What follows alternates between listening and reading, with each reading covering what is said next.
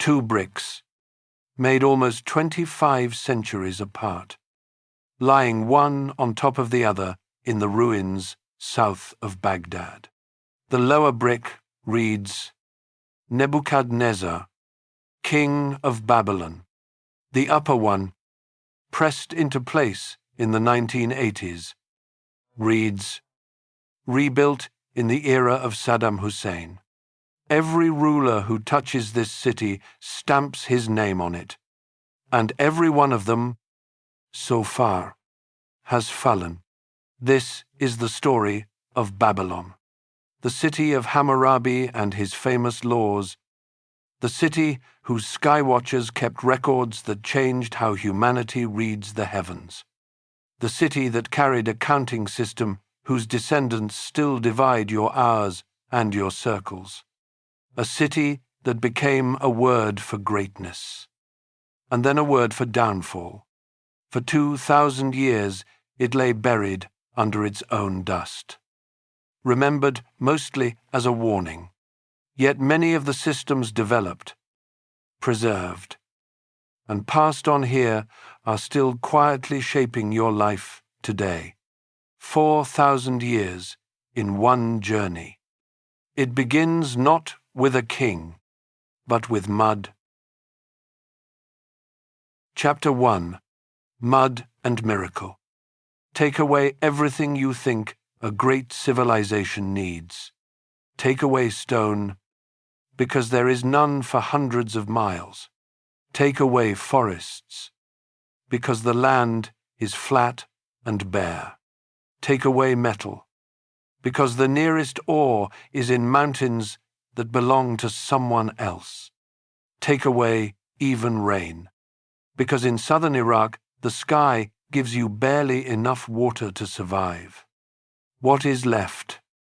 Mud, a hot, flat plain of silt between 2 rivers, the Tigris and the Euphrates. In the land the Greeks would later call Mesopotamia, that word simply means the land between the rivers. If you had toured the ancient world 5,000 years ago looking for the future, you probably would not have bet on this place. Egypt had the Nile, predictable and generous. The Indus Valley had rich floodplains.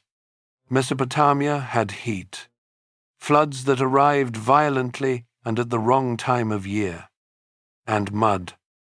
And yet it was here, on this unpromising plain, that many of the world's earliest cities rose, along with some of its earliest writing, schools, courts, and contracts.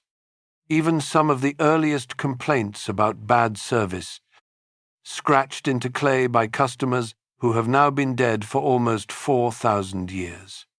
We will meet one of those angry customers soon, because his letter survived. None of this happened in a paradise.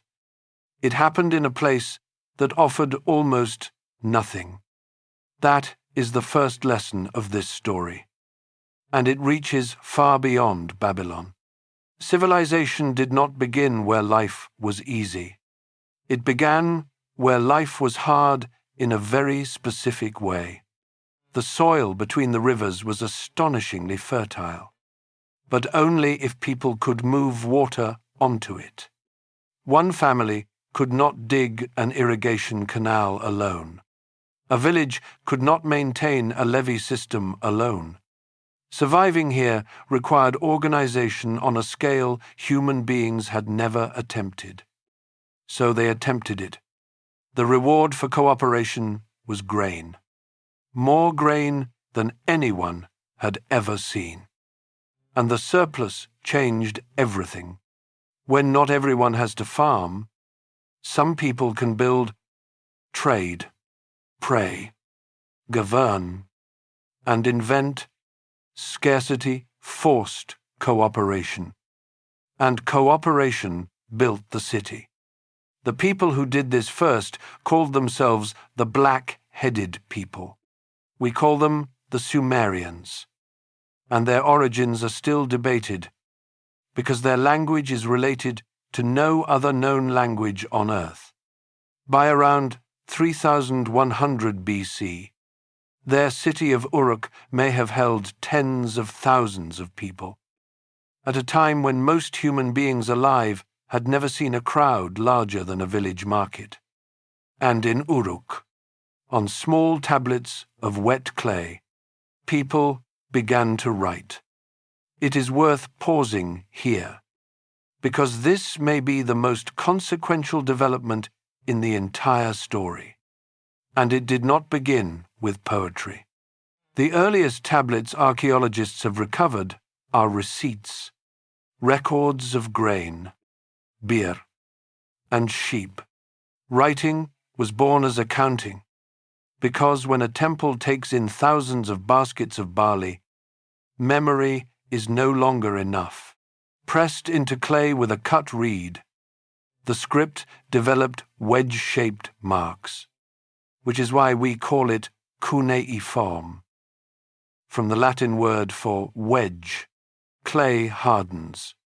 Clay survives fire. In fact, fire bakes it and preserves it better. That accident of material is why we can read the ancient Near East today in hundreds of thousands of original documents, while entire later civilizations that wrote on softer materials have gone almost silent. Now, you may already have noticed a problem with the title of this video, and I would rather raise it myself than let it sit there. If the first cities and the first writing belong to Sumer, to Uruk and Ur, then in what sense did Babylon invent civilization? Babylon at this moment does not even exist. The honest answer is that Babylon did not invent these things. It did something else with them, something that turned out to matter just as much. And by the end of this journey, you will see exactly what it was, and why the world still hangs the word civilization on this city's name. Hold the question. It will be answered. For now, think about what you have done today. If you glanced at a clock, you touched the legacy of this mud. The Sumerians and the peoples who inherited their tradition counted in a system built around 60. And we still live among the descendants of that choice. 60 seconds in a minute, 60 minutes in an hour, 360 degrees in a circle. The path from those tablets to your wrist runs through many hands, Greek astronomers and medieval scholars among them. But the 60 at the root of it was planted here. Nobody in Washington or London or Tokyo ever voted to keep Mesopotamian arithmetic. It simply never stopped working. So nobody ever replaced it. For centuries, the cities of Sumer grew, traded, and fought each other, each ruled by its own king, each loyal to its own god. Then, around 2300 BC, something new appeared. A man rose in the city of Kish who would tear up the old order completely. The traditions about his birth are legend rather than history. And later, scribes told a story you may find strangely familiar. A baby placed in a basket of reeds, set on the river, rescued, and raised to greatness. Whatever the truth of his origins, his name was Sargon, and he built what historians often describe as the first known territorial empire. He conquered not one city but many, from the Persian Gulf toward the Mediterranean, and welded them into a single state under one ruler. An empire has to solve problems a city never faced. How do you govern people who speak a different language? How do you move orders, taxes, and soldiers across hundreds of miles? Sargon's dynasty had to work out the answers. Governors, garrisons, standard weights and measures, official records. And every empire since, in a very real sense, has been revising that homework. His empire lasted about a century and a half, and then it came apart. The old explanation blamed invaders from the mountains, and invaders did arrive. But modern scholars see a tangle of causes: rebellion in the conquered cities, strain at the center, and evidence of severe drought across the region. Great systems rarely fall to a single blow. They fall to several at once, and the storytellers afterward pick whichever one makes the cleanest tale. Watch for that habit through this entire story. In Mesopotamia, no supremacy was permanent. Cities rose, ruled, and burned. Peoples arrived as outsiders, mastered the culture, and became its next guardians, because that is the other great Mesopotamian invention, the one that rarely makes the list: continuity through catastrophe. Kingdoms shattered again and again, yet the scribal schools kept copying the old tablets. The temples kept the old rites. The farmers kept the canals alive. Political collapse did not mean cultural death. The civilization learned to outlive its rulers. And somewhere in these centuries, in the records of this violent, brilliant world, a small settlement on the Euphrates begins to appear. A minor town, a dot on the map of empires that ignored it. Its name, in the local tongue, may have meant the Gate of the Gods. Nobody important lived there. Nobody powerful was born there. If you had asked anyone in Sargon's court about it, they might not have recognized the name at all. The name was Babylon, and its gate was about to open. Chapter 2. A small town named Gate of the Gods. Every giant starts small, but Babylon started smaller than most, and stayed small for longer than you might expect.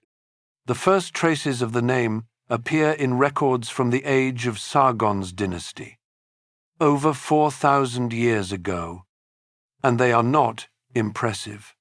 A provincial town on the Euphrates, a place where a governor might repair a temple and consider it a career highlight.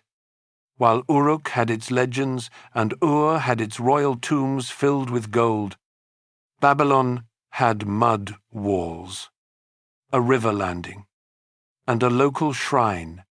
If the ancient world had published rankings of important cities, Babylon would not have made the list. The name itself is a small mystery with a lovely twist. In the Akkadian language, the city was called Babilim, which the Babylonians themselves understood to mean the Gate of the Gods. Some modern scholars suspect this was folk etymology, a meaningful explanation attached later to an older name whose true origin nobody remembers. If so, that would be fitting. Babylon spent its entire existence being renamed, reinterpreted, and rebranded by whoever held it. The habit started with the name itself. To understand how this backwater got its chance, you need to see what happened to the old order. After Sargon's empire fell, power swung back to the ancient south. Around 4,000 years ago, the kings of Ur built the last great Sumerian state, a tightly managed empire of tax collectors and inspectors that recorded almost everything. Scholars have recovered tens of thousands of administrative tablets from this period. It looked permanent. It collapsed in about a century. The end of Ur came from two directions at once, and it is worth remembering whenever any system looks too big to fail. From the east came Elamite armies, who finally sacked the city around 2004 BC. But the deeper force came from the west, and it did not arrive as an army at all. It arrived as families. They were called the Amorites, herders from the western steppe who had been drifting into the riverlands for generations, sometimes hired as workers, sometimes feared as raiders. The kings of Ur were alarmed enough to build a wall against them, named the wall that keeps the Amorites away. As border walls often do, it worked poorly. The Amorites did not so much invade Mesopotamia as move in, settle down, and take over the neighborhood one town at a time. Within a few generations, almost every city on the rivers was ruled by a dynasty of Amorite descent. The pattern from our first chapter now repeats. The newcomers did not destroy the culture they found. They adopted it. Amorite chiefs learned cuneiform, worshipped the old gods, and wrote their royal inscriptions in the ancient styles. The civilization absorbed its conquerors, and in doing so, it survived them. Around 1894 BC, by the conventional dating most textbooks follow, an Amorite leader named Sumu Abum took control of Babylon and made it the seat of his own small kingdom. Ancient chronology this far back is genuinely uncertain, and specialists still argue about the exact decades, but the event itself is not in doubt. A family now ruled from Babylon, and it intended to stay. Now let me show you the world that little kingdom was born into, because we can see it in astonishing detail, and it looks strangely modern. Mesopotamia in this era was not one empire, but a crowd of rival kingdoms, and we know their politics intimately because of a single archaeological miracle.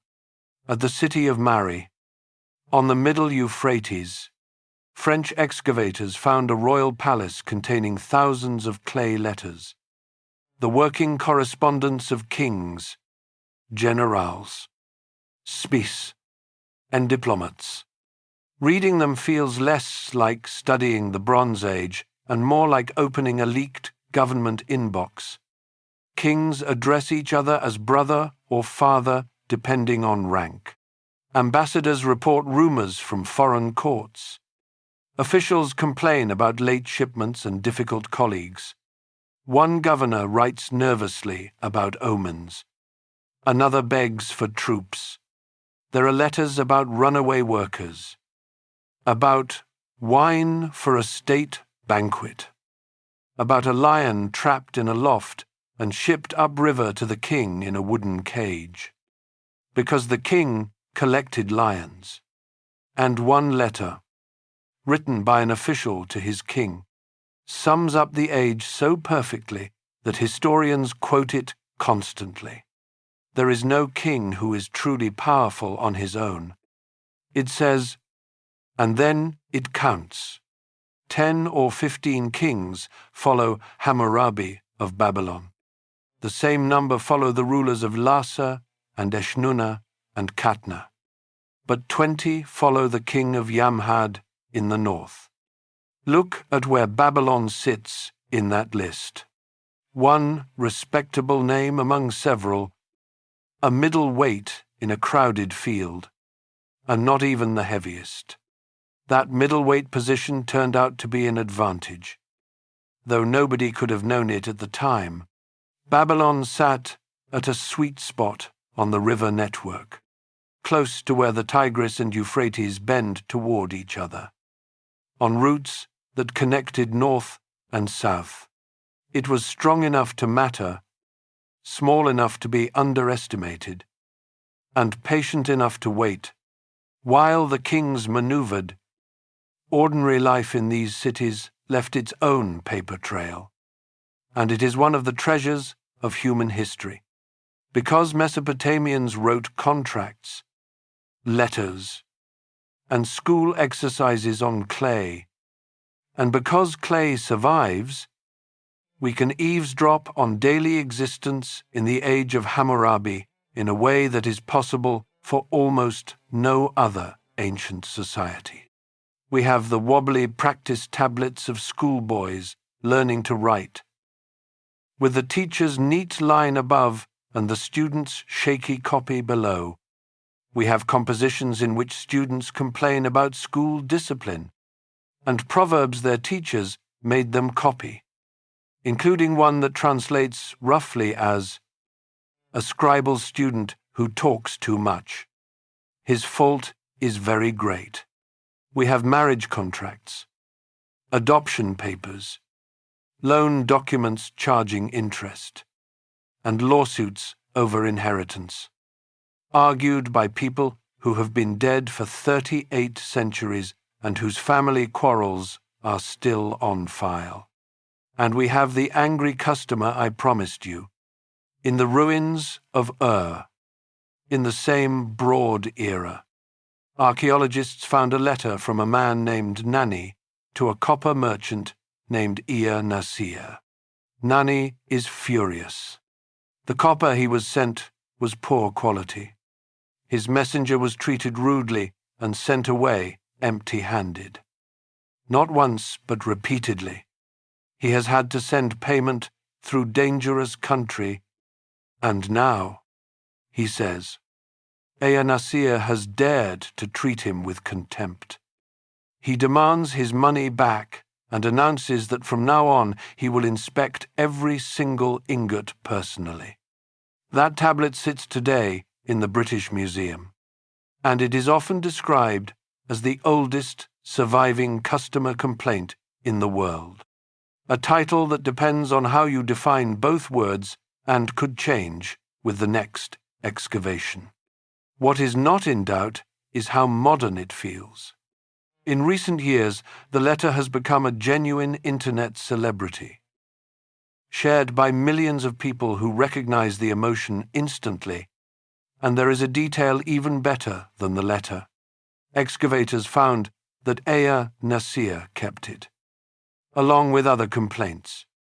In his own house, the man saved his bad reviews. I linger on these small voices for a reason. The empires in this story will rise and fall at terrifying speed, and it is easy to hear only the kings. But the civilization Babylon inherited was built at this level, in classrooms and contracts and complaint letters, by people turning everyday promises and everyday anger into permanent records. Keep those small voices in your ear. They are the ones that will still be speaking when every throne in this story is dust. In 1792 BC, by the conventional dating, the throne of the still modest kingdom of Babylon passed to a young man of the Amorite line. He inherited a compact realm whose political reach was limited, a professional army he could not afford to waste, and a foreign policy that consisted mostly of not being crushed by larger neighbors. His surviving letters show a ruler preoccupied with canals, grain, and lawsuits, the unglamorous machinery of a small state. For nearly 30 years, that is all he was. His name was Hammurabi, and within his lifetime, the word Babylon would stop meaning a town and start meaning a world. Chapter 3. The Law Written in Stone. In the Louvre Museum in Paris stands a black stone pillar, a little over 7 feet tall, carved almost 38 centuries ago. At the top, a relief shows Hammurabi standing before Shamash, the sun god of justice, who hands him the symbols of authority. Below that image, in beautifully cut cuneiform, run nearly 300 legal rulings. The world calls it the Code of Hammurabi. It may be the most famous legal monument on earth. Now, let me tell you what it is not, because this is where most retellings go wrong. It is not the world's first law code. Written laws attributed to Ur-Nammu, the founder of that last Sumerian dynasty at Ur, are roughly 3 centuries older, though specialists debate whether they belong to him or to his son Shulgi. Fragments of other early collections survive as well, and scholars who study the Louvre stone closely describe it not as a statute book in the modern sense, but as a royal monument, a curated set of exemplary judgments presenting Hammurabi as the very image of a just king. So he did not invent law. He did something arguably more interesting. He carved justice in stone at monumental scale, in the name of the gods, and attached his own name to the idea so firmly that we still say it today. Remember our thread. Every ruler stamps his name on Babylon. Hammurabi stamped his on justice itself, and that stamp outlasted his empire by thousands of years. Before the stone came the sword, and honesty requires us to take them in order. For nearly 30 years, Hammurabi ruled his small kingdom quietly, digging canals and strengthening walls. Then, in a stunning final decade, he turned on his neighbors one by one. Larsa fell, and the south was his, Eshnunna fell, Mari, whose king had been his ally and called him brother, was taken and its palace burned, which is the disaster that sealed those letters in the ground for us to find. By the end, the diplomats had a new reality to describe: Mesopotamia, from the Persian Gulf to the borders of Assyria, answered to Babylon. The middleweight had cleared the field. The famous stone belongs to the years after the conquests, when the aging king presented himself as shepherd of the whole land. And when you read what is actually on it, 3 things stand out, because all 3 still echo in the legal world you live in.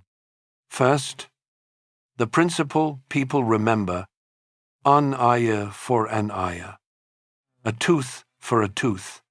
To a modern ear, it sounds brutal, and parts of the code genuinely are, but many legal historians read the formula as a ceiling as much as a command. In a world of blood feuds, where one injury could spiral into generations of revenge, the rule said the punishment may go this far and no further. 1 eye, not 2. 1 life, not a family. Whatever its original function in daily practice, the formula gave later readers one of history's clearest early statements of proportional punishment. And proportionality remains a bedrock idea in courtrooms today. Second, the code is openly unequal, and it does not apologize. Penalties differ depending on whether victim and offender were free citizens, dependents, or enslaved people. Strike a social equal, and you pay in kind. Strike someone below you, and you pay in silver. We should not romanticize this document. It describes a steep hierarchy and defends it. Yet even that tells us something valuable, because it shows justice being presented as a stable and knowable order rather than an unpredictable act of royal will. Whether ordinary Babylonians could consult the stone is doubtful. What the stone announced is that there was something to consult. Third, and this one is easy to miss. The code cares intensely about evidence and false accusation. Its very first rulings punish people who charge others with crimes they cannot prove. Judges who corrupt their own verdicts are removed. Contracts, wages, leases, medical fees, all of it is addressed in writing. Tablets from this era show ordinary people citing written agreements in disputes, merchants suing partners, women going to court over property. A society was learning to argue on paper instead of only with knives. And every contract you have ever signed belongs to the same ancient human habit these people turned into a way of life. The habit of converting promises into records that outlive memory. There is a real scholarly debate about whether the code was applied literally in daily courts, since surviving trial records rarely quote it directly. And some researchers see the stone partly as royal advertising, a monument saying, "Behold, what a just king I am." Probably both things are true at once. It was propaganda, and it was principle. Babylon rarely made us choose. Hammurabi died around 1750 BC, and the empire he built began leaking away almost immediately under his son. Rebellions broke off the south. The kingdom shrank back toward its core. If empire had been his only achievement, he would be a footnote today. One more conqueror in a land full of them. But the city he raised had become something no army could take away. The cultural capital of the region. Its god Marduk was rising toward the head of the Mesopotamian pantheon. Its dialect was becoming the language of learning. Its scribal schools were becoming the standard. And his stone kept preaching long after his dynasty fell. Centuries later, an Elamite king hauled the pillar off to Susa as a war trophy, which is exactly where French archaeologists found it in 1901. Even as loot, the law survived. Even in exile, it was copied by student scribes for 1,000 years. The king was gone. The stamp remained. Babylon had learned its greatest trick, and the next chapter will show the price of it. Because a city this famous was now a city worth burning. Chapter 4. The Long Silence. Great cities attract two kinds of visitors: pilgrims and armies. In 1595 BC, by the conventional dating scholars call the Middle Chronology, Babylon received the second kind, and it came from a direction nobody was watching. The Hittites were a rising power from Anatolia, in what is now Turkey, hundreds of miles up the Euphrates. Their king, Mursili I, led his army down the river on one of the boldest raids in ancient history. He was not trying to conquer Babylon. He could not possibly hold territory that far from home. He came, in effect, to rob the most famous city in the world, to prove that he could. The last king of Hammurabi's line fell, and the raiders carried off the statue of Marduk himself, the god of the city, dragged from his own temple into a foreign land. Then the Hittites simply left. And Babylon, the cultural capital of Mesopotamia, the city of Hammurabi's law, went dark.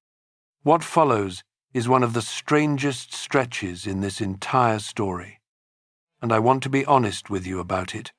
For the next few generations, our sources thin out dramatically. Historians sometimes call parts of this period a dark age, not because nothing happened, but because so little writing survives to tell us what did. And when the record picks up again, Babylon has new masters.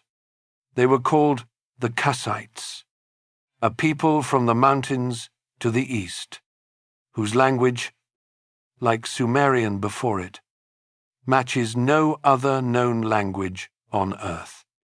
You might expect this to be the end of Babylon's importance. Foreign conquerors, obscure origins, a fallen city, and centuries of silence. What actually happened was the opposite. The Kassites gave Babylon nearly 4 centuries of continuous rule, the longest run of any dynasty in the city's history. And they did it not by fighting Babylonian culture, but by marrying it. The pattern we have watched twice already now repeats a third time. And the Kassites perfected it. Their kings took Babylonian throne names, restored the temples, honored Marduk, and funded the scribal schools. Whoever conquers Babylon becomes Babylonian. The city keeps absorbing its owners. The Kassite centuries used to be dismissed as a boring interlude, and they are anything but. So let me show you 3 things this supposedly silent age actually built. The first is stability itself, and the stones that recorded it. The Kassite kings governed through grants of land to loyal servants, temples, and officers, and they commemorated those grants on carved stone monuments that scholars call kuduru. A kuduru typically records the gift, lists witnesses, carves the symbols of the gods across the top as divine guarantors, and then unleashes spectacular curses on anyone who tampers with the boundary or the record. May his name perish. May his seed be scattered. May the great gods look upon him in anger.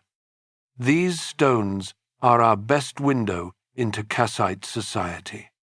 Its families, its offices, its idea of property held under heaven.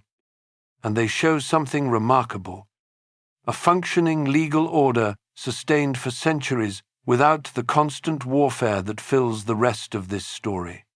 Peace leaves fewer dramatic ruins than war. It leaves boundary stones. The second is power of a newer kind, the horse. In these centuries, the light war chariot, drawn by trained horse teams, became the supreme weapon of the age. And Babylonia, under the Kassites, was known for its horses. The royal letters of the era are full of them. Requests for teams, gifts of stallions, discussions of quality and training. An army was now a technology, expensive, specialized, and internationally traded. And Babylon sat inside that trade. The third is the thing that matters most for our story. It was in this age, most specialists believe, that Babylonian scholars gathered, edited, and standardized the great literature of Mesopotamia into the classic versions we can still read.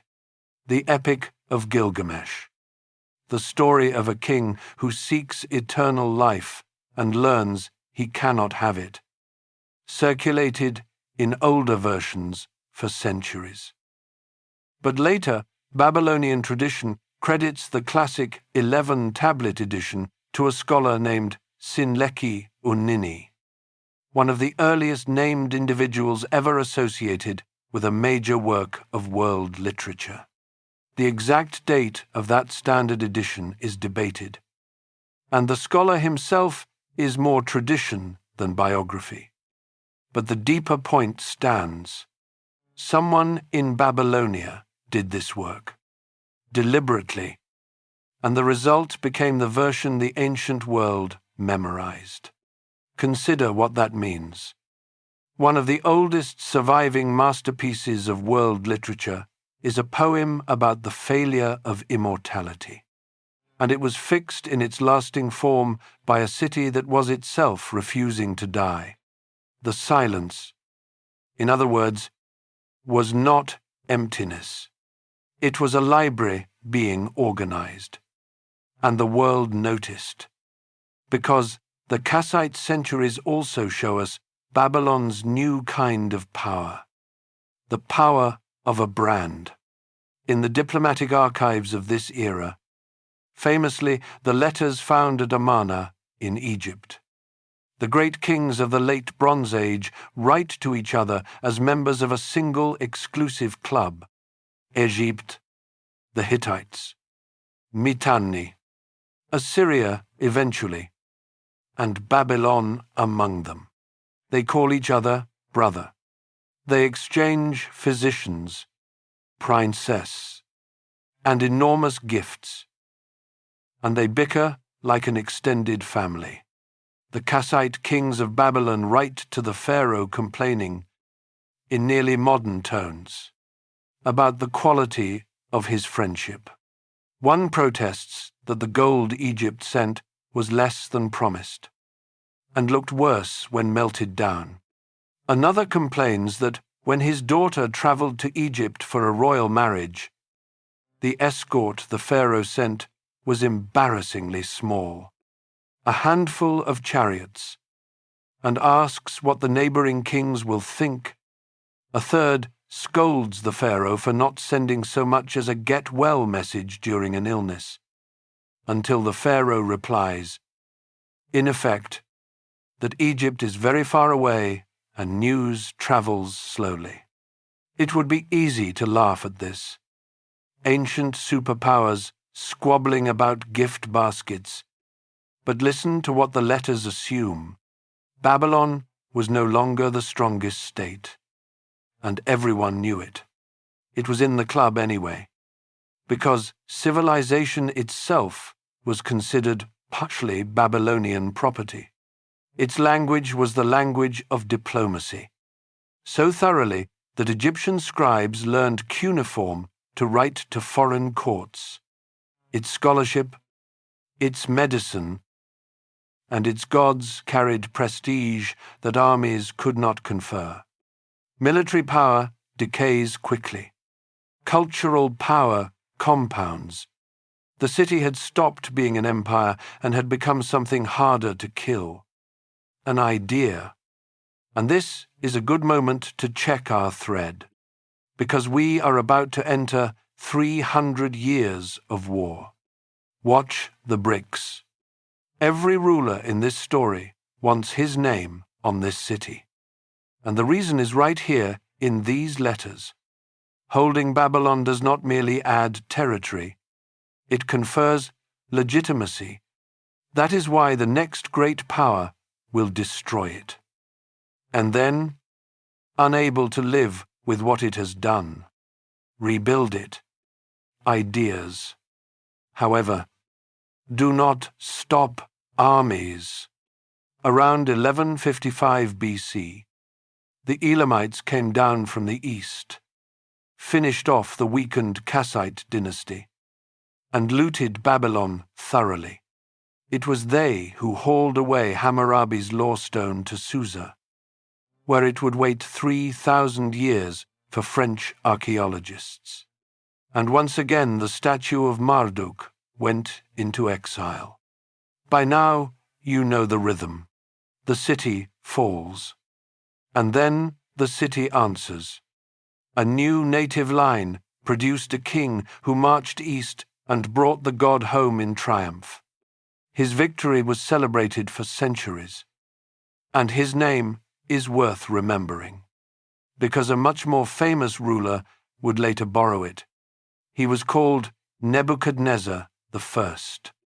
Around this same era, many scholars believe Babylonian priests composed or elevated a great creation poem, the Enuma Elish, which told how Marduk defeated the forces of chaos and built the world, and how the gods themselves then built Babylon as their home on earth. The message was not subtle. This city is not merely old. It is the center of creation. The gate of the gods had survived its long silence. But far up the Tigris, in the north, a harder state was rising, one that worshipped the very culture Babylon had created, and would nearly destroy Babylon because of it. The family argument of Mesopotamia was about to begin. Chapter 5. Babylon against Assyria. Every family has an argument that never quite ends. For the last centuries of Mesopotamian independence, the argument was between two powers that shared one civilization: Babylon in the south and Assyria in the north. Understand the relationship, and the tragedy makes sense. Assyria was not a foreign invader like the Hittites or the Elamites. Assyrians spoke a dialect of the same Akkadian language. They wrote the same script, studied the same classics, feared many of the same gods. Educated Assyrians looked at Babylon the way. Centuries later, educated Romans would look at Greece as the revered old teacher, the source of everything refined. And that reverence had a dark twin: resentment. The student had become a superpower, and the teacher would not stop acting superior. From roughly the 9th century BC onward, Assyria built the most formidable military state the world had yet seen. An empire of professional armies, siege engineering, mass deportation, and deliberately advertised terror. Assyrian kings carved their atrocities into palace walls on purpose, because fear that travels ahead of an army is cheaper than a battle.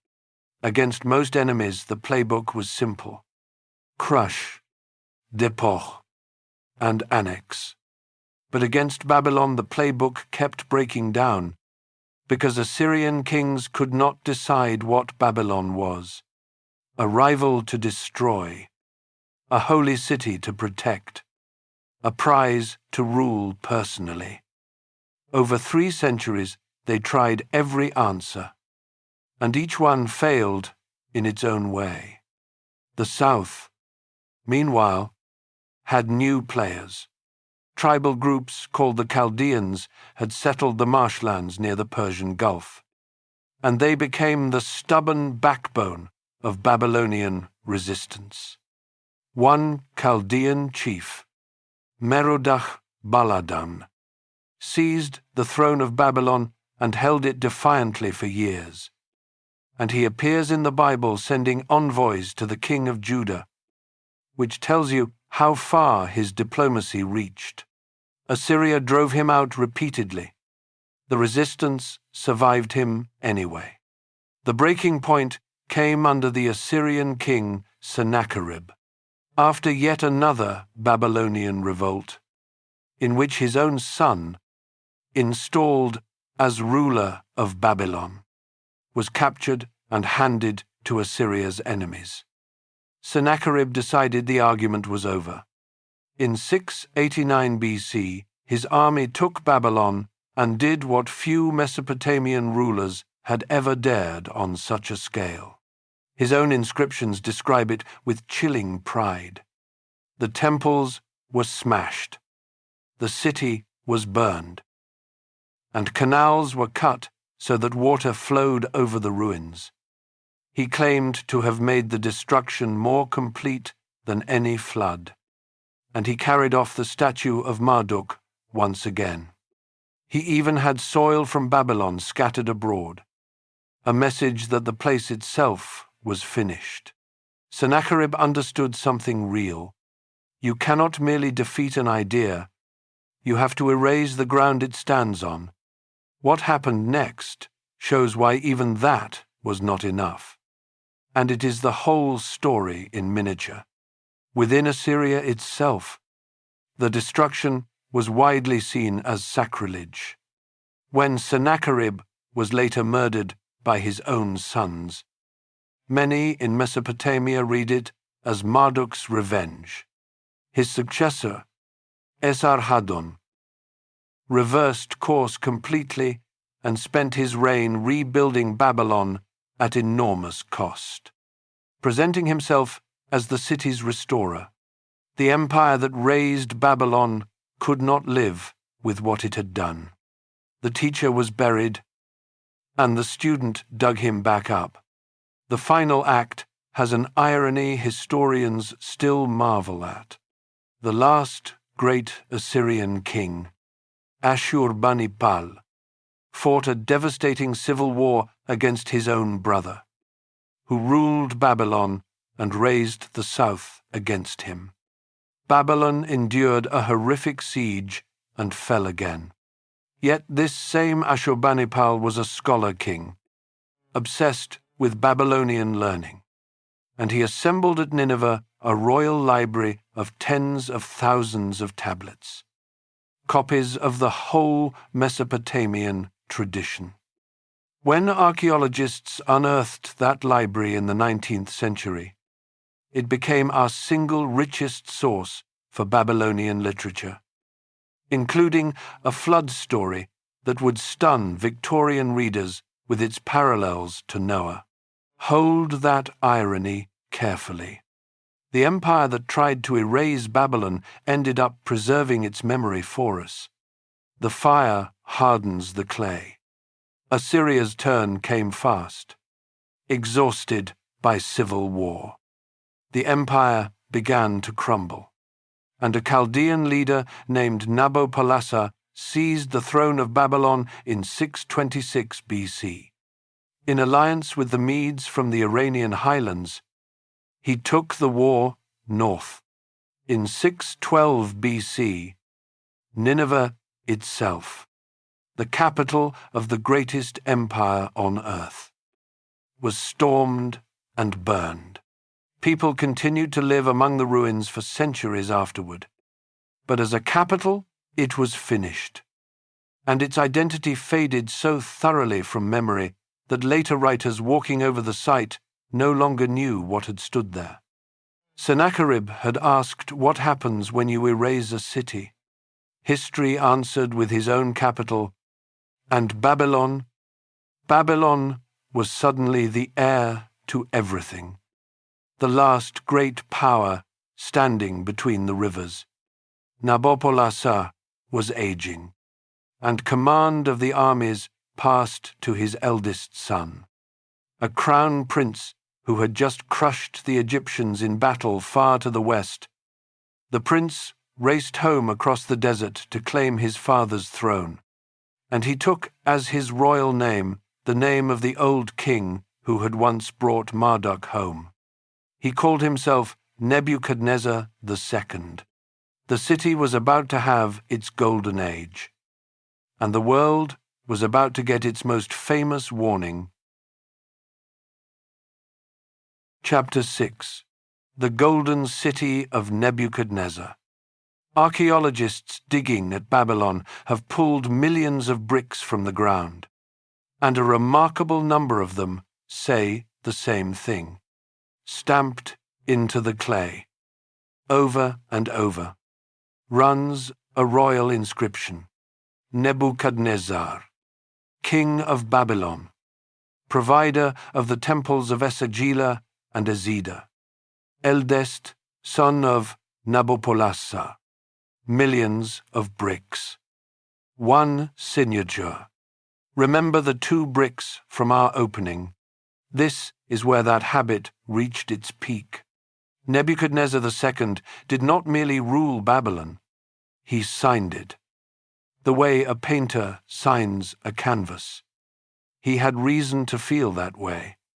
When he took the throne in 605 BC, he inherited a victorious army and a city still scarred from the Assyrian wars.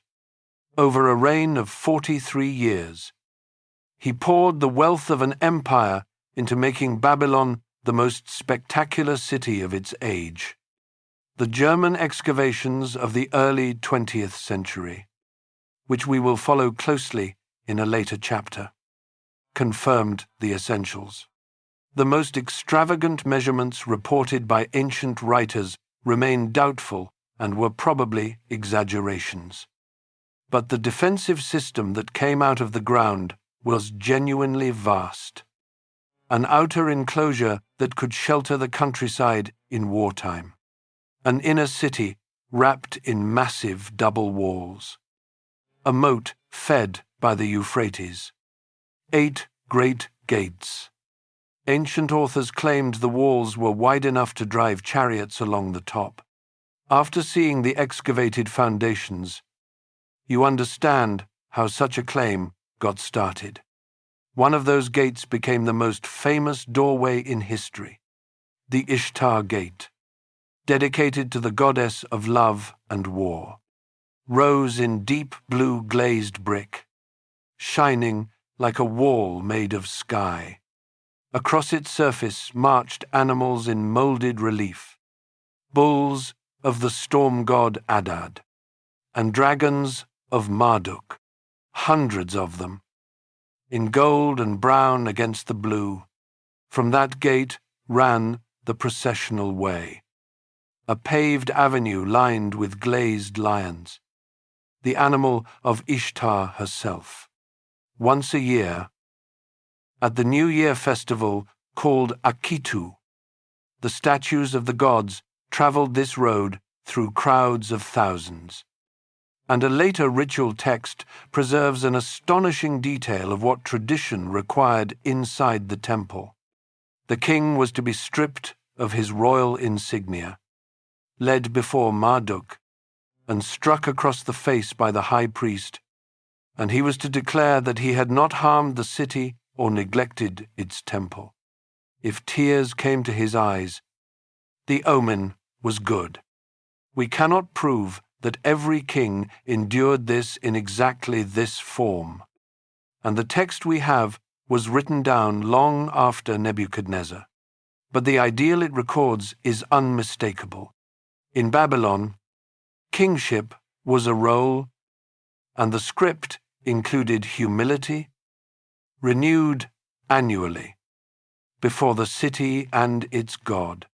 At the heart of the city stood the temple complex of Esagila, home of Marduk, and beside it rose the structure that would echo through every later century, the great ziggurat called Etemenanki, the foundation platform of heaven and earth, a stepped tower of mud brick faced with baked brick, its base roughly 300 feet on a side, crowned with a temple of glazed blue. Keep this building in view. A community of exiles is soon going to see it under construction, and their descendants will remember it in a story about a tower and the scattering of languages. But a city is not its monuments, and the postcards leave out the part of Nebuchadnezzar's Babylon that may impress you most. Come down from the walls for a moment and walk into the streets, because the tablets let us do exactly that. An ordinary morning in the city begins on the water. Babylon was laced with canals the way other cities are laced with roads, and the day's traffic came by boat. Barley and dates from the countryside, fish from the marshes, bricks, reeds, wool, jars of oil and beer. The Euphrates cut the city in two, and both ancient accounts and the excavated remains point to a bridge on massive piers of baked brick joining the halves, one of the engineering marvels of its day.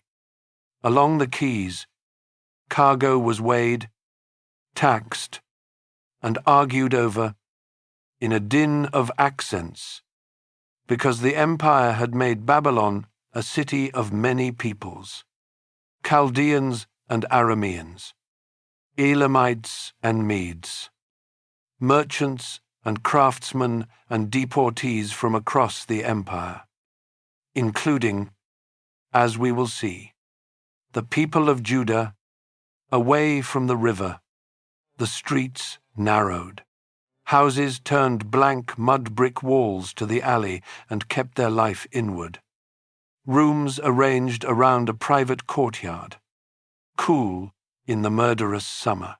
Families lived above their archives, quite literally, storing the clay deeds to their houses, their marriage contracts, and their loan documents in jars, sometimes for generations.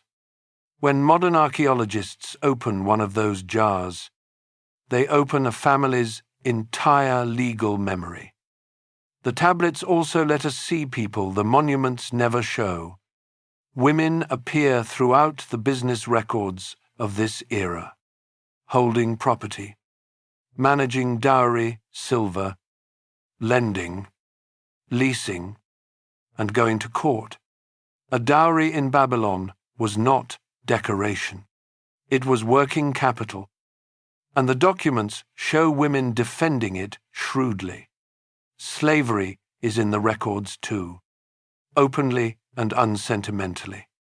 Human beings bought, sold, and inherited alongside fields and houses. Babylon's brilliance sat on top of that fact, and an honest portrait keeps both in the frame.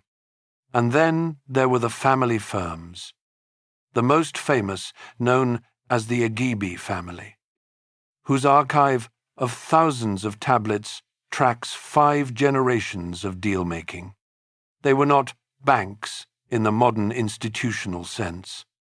No vaults, no state charters, but the business they did looks strikingly familiar. Loans at interest, deposits, partnerships that pooled capital and split profits by written agreement, rental property, tax farming, marriages arranged like mergers. Economic historians treasure these archives, and the price records of this age are consistent enough that modern researchers have used Babylonian data to chart markets across centuries. When people say the roots of finance run through Babylon, this paperwork is what they mean. Above the counting houses, the scholars were doing something extraordinary. Babylonian priests had watched the sky for centuries, recording planets, eclipses, weather, and river levels in systematic diaries. Night after night, it was an institutional project of unusual length and discipline, sustained across dynasties and conquests, and it produced the longest continuous run of scientific observation known from the ancient world. By this era, and the centuries just after it, their mathematical methods could predict lunar eclipses and model planetary motion with remarkable accuracy. Greek astronomers later drew on Babylonian records and said so, and the deep roots of the mathematical astronomy that still, many hands and many centuries later, let scientists announce an eclipse years in advance. Run back to these rooftops.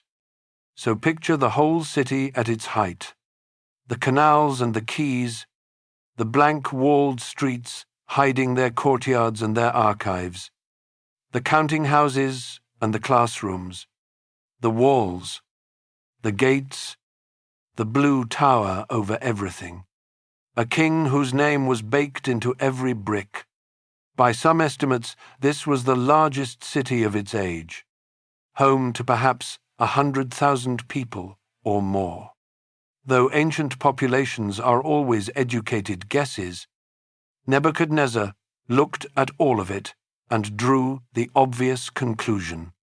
In his inscriptions, he calls Babylon eternal and prays that his dynasty rule forever. Within 23 years of his death, his dynasty was extinct and the empire was gone, forever. It turns out, had terms and conditions too. That fall is 2 chapters away. First we need to climb into the most famous part of his city, the part every listener is waiting for, the gardens, and here I owe you the truth, because the truth is stranger than the legend. Chapter 7. The Gardens That May Never Have Existed. Ask anyone to name something about ancient Babylon, and most people reach the same 2 words: hanging gardens, one of the 7 wonders of the ancient world, terraces of trees and flowers climbing into the desert sky, watered by hidden machinery, built, the story goes, by Nebuchadnezzar for his wife Amytis, a princess from the green mountains of Media who was homesick on the flat plains of Iraq. It is one of the most beautiful stories ever told about a building. Now here comes the problem, and I am going to give it to you straight, because this chapter is a test of how this channel treats evidence. The gardens are the only one of the 7 wonders whose very existence historians cannot confirm. Start with what should be the best witness. Babylon itself. Nebuchadnezzar was, as we saw, the most talkative builder in ancient history. His inscriptions describe his walls, his templars, his palaces, his gates, sometimes brick by brick, across all of it, in everything recovered so far. He never mentions hanging gardens. Neither do the thousands of administrative tablets from the city. Herodotus, the Greek traveller whose colourful description of Babylon we have to treat carefully anyway, since scholars debate whether he ever went there at all, describes the walls at length and says nothing about any wonder garden. The surviving record closest to the supposed gardens is silent about them. The written trail actually begins centuries later, with authors writing in Greek. A Babylonian priest named Berossus, writing around 300 years after Nebuchadnezzar, described a palace with high terraces planted like a mountain, built for a homesick queen, and his account survives only as quotations inside later writers such as Josephus. After him come Diodorus, Strabo, and others, each describing elaborate terraces and irrigation engines, each writing from second-hand reports, and none of them, as far as we know, an eyewitness. Then there is the ground itself. Robert Colloway, the German archaeologist who excavated Babylon for nearly 2 decades, believed at one point that he had found the gardens, a vaulted structure with an unusual well system in the palace. Later, scholars looked harder and mostly disagreed. The vaults sit far from the river the classical writers describe, and tablets found in them suggest the building was probably a storehouse. Rations were issued there, including, remarkably, rations recorded for a captive king of Judah, which will matter enormously in our next chapter. But grain sacks are not gardens. To this day, no excavation at Babylon has produced remains that scholars generally accept as the hanging gardens. So what do we do with a wonder that leaves no trace? There are 3 honest possibilities, and I will give you all 3. Possibility 1. The gardens are a legend, a composite postcard of the East assembled by Greek imagination, stitched together from real Babylonian palace gardens and travelers' exaggerations. Cities that impress people accumulate marvels the way famous people accumulate quotes. They never said, possibility 2. The gardens were real. At Babylon. And we simply have not found them. Perhaps because they stood close to the Euphrates, and the river has shifted its bed over the centuries, grinding away the western parts of the ancient city. Absence of evidence, especially under a moving river, is not proof of absence. Possibility 3 is the twist, and it comes from modern scholarship. The Oxford Assyriologist Stephanie Daly spent years on this puzzle and argued in a full-length study that we have been looking in the wrong city. The gardens, in her reading of the evidence, were built not in Babylon by Nebuchadnezzar, but in Nineveh by Sennacherib, the same Assyrian king who destroyed Babylon in our 5th chapter. Sennacherib, unlike Nebuchadnezzar, actually does describe a spectacular palace garden in his inscriptions, watered by impressive engineering, including devices that some scholars read as an early form of the water-raising screw. Centuries before Archimedes, Assyrian palace carvings show lush gardens with channels and arches, and after Assyria fell, Daly argues, memories blurred. Because Nineveh itself was sometimes loosely called Old Babylon in later tradition, the wonder may be real, just filed under the wrong address, credited to the famous city instead of the one that was erased. Her theory has convinced some scholars and left others unconvinced. And the debate is still open. That is where I am going to leave it, because the honest ending here is not a verdict. It is an open case. Notice, though, what the mystery itself tells you about Babylon.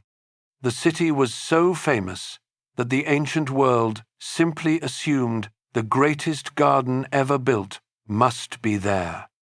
Babylon collected wonders the way gravity collects falling objects, including, possibly, a wonder built by its own destroyer. That is a kind of power no wall can provide. The brand had become stronger than the bricks, and while the gardens remain uncertain, the next event in our story is one of the most solidly documented in the ancient world, confirmed by cuneiform chronicle and biblical text alike. Nebuchadnezzar's army was about to march west, against a small, stubborn kingdom in the hills, and burn its holy city. The people he dragged back in chains would sit down by the rivers of Babylon, and weep, and write, and their memory of this city would outlast the city itself. Chapter 8. By the Rivers of Babylon. In the ration lists of Nebuchadnezzar's palace, among the entries for oil and barley issued to captives and craftsmen, appear a few lines that connect this story to half the bookshelves of the modern world. Oil for Jehoiachin, king of the land of Judah, and for his sons, a foreign king, held in Babylon, fed at the conqueror's table. Archaeologists found these tablets in that vaulted storehouse from our last chapter, the building once mistaken for the hanging gardens, and with them, the Bible and the cuneiform record shake hands. Here is how that king came to be on a ration list. After Assyria fell, the small kingdoms of the west were caught between two giants, Babylon and Egypt. Judah, with its capital at Jerusalem, gambled on Egypt, and kept gambling on Egypt. And this was a mistake.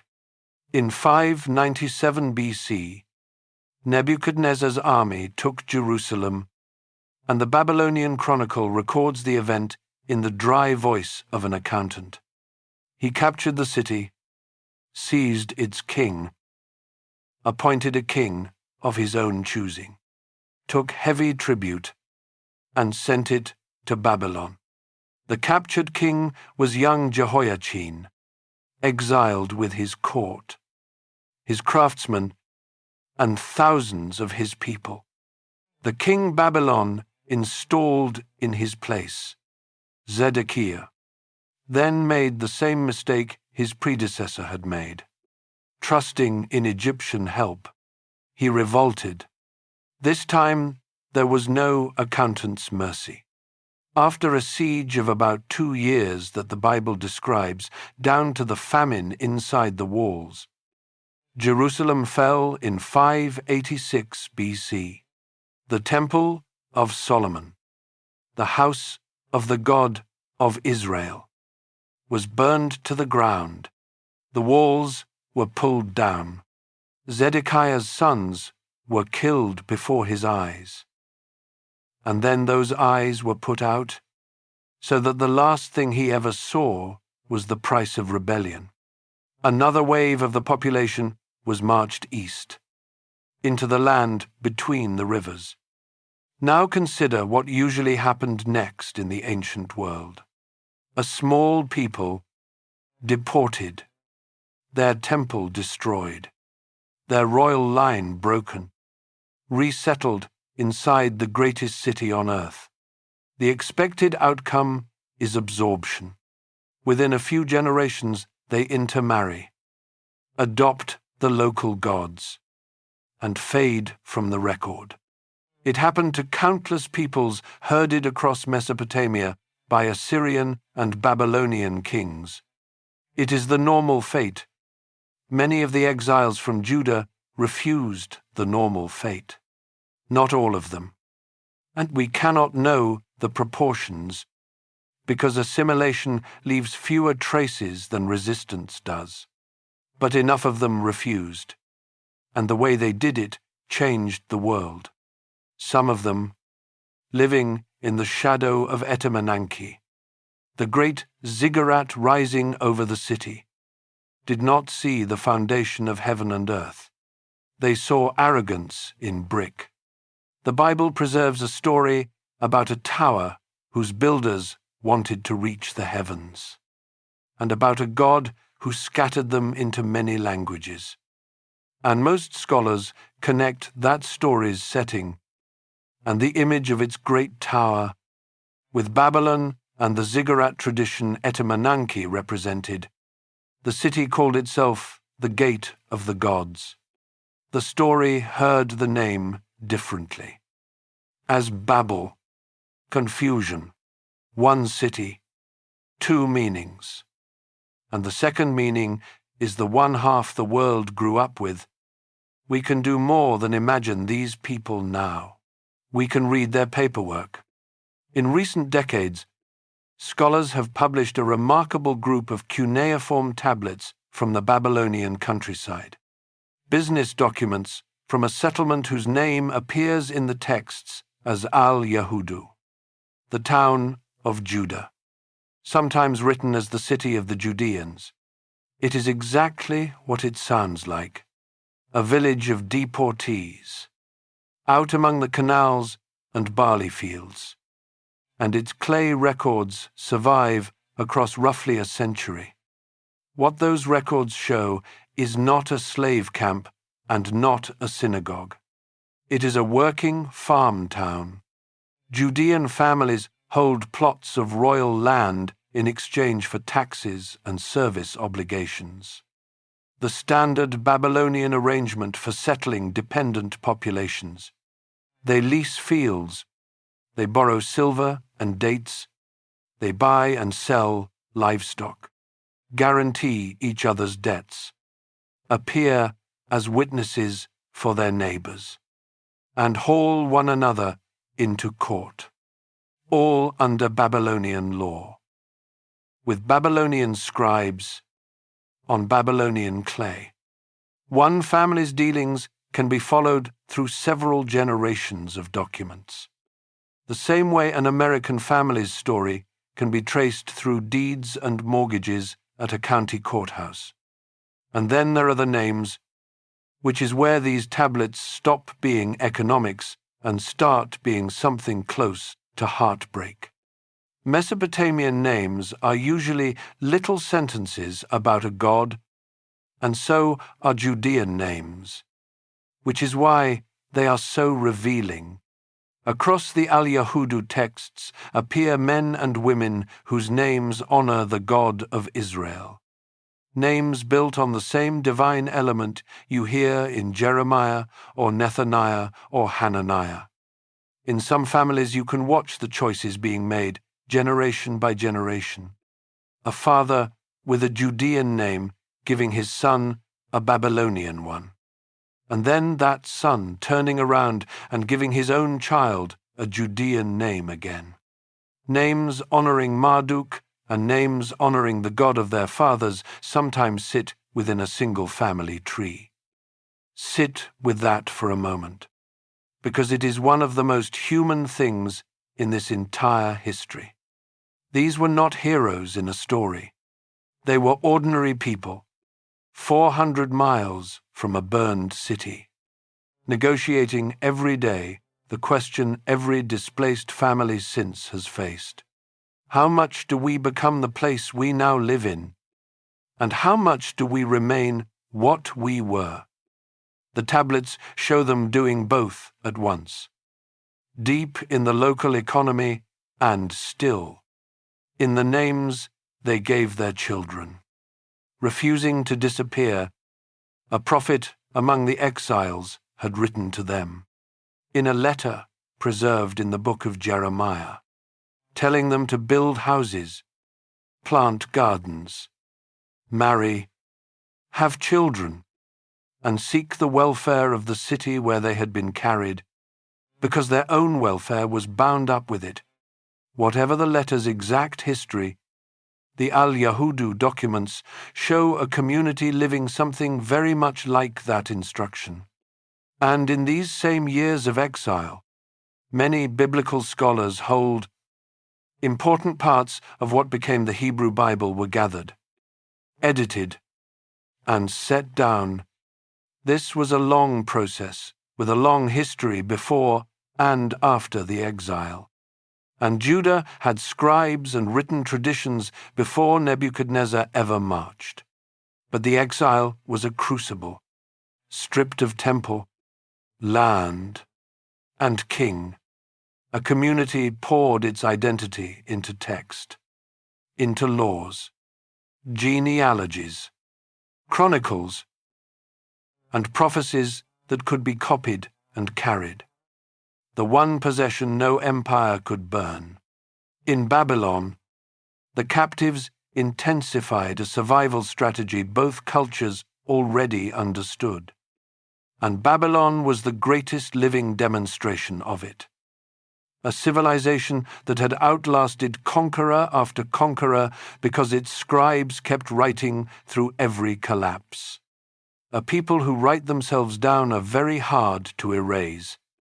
Judah learned that lesson in the one place on earth where it had been proven for 1,000 years. The sorrow was real, and it produced one of the most famous poems ever written, By the Rivers of Babylon. There we sat down, and we wept, when we remembered Zion, Psalm 137, the song of people who hung up their harps because their captors demanded entertainment. We will hear that psalm again before this story ends, in a place you may not expect. Weigh the strange accounting of this chapter. Nebuchadnezzar won completely, and in winning, he created the community that would define his city forever. For the exiles and their descendants, Babylon became the permanent symbol of earthly power at its most magnificent and most doomed. When later writers in the book of Revelation needed a name for everything wealthy, proud, and destined to fall, They did not need to invent one.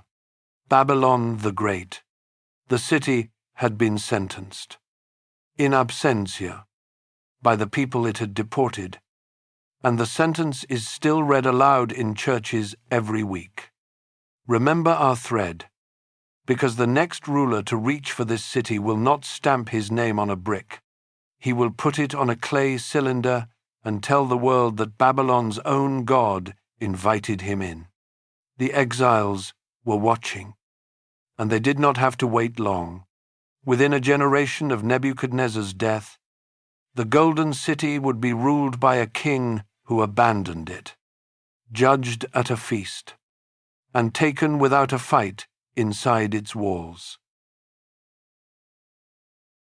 Chapter 9. The Writing on the Wall. Nebuchadnezzar died in 562 BC. After 43 years on the throne, and the dynasty he prayed would last forever unraveled with almost comic speed.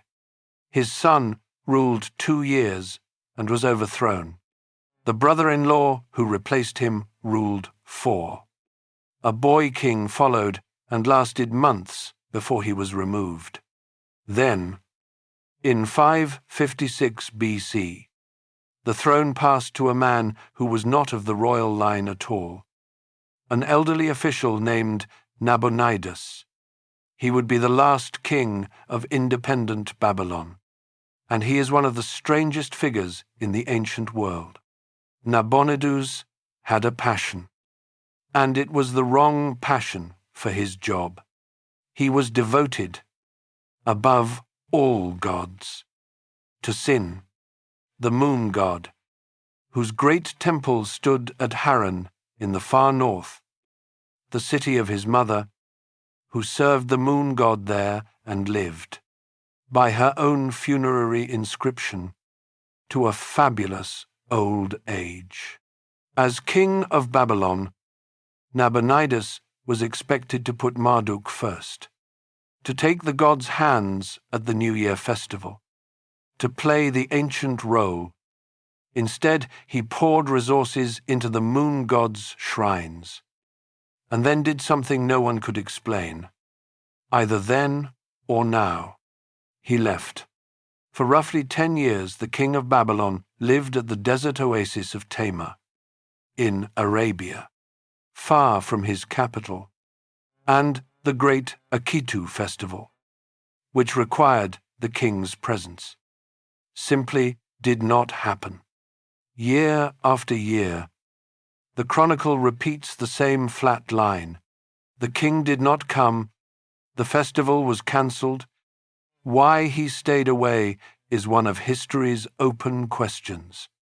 Ancient sources hint at conflict with the priests of Marduk. Some modern scholars point to trade routes. Since Tamar sat on the caravan roads of Arabian incense and gold, others read his own inscriptions, full of dreams and omens, and see a genuinely religious man on a mission for his God. Whatever the reason, the practical result is not in doubt.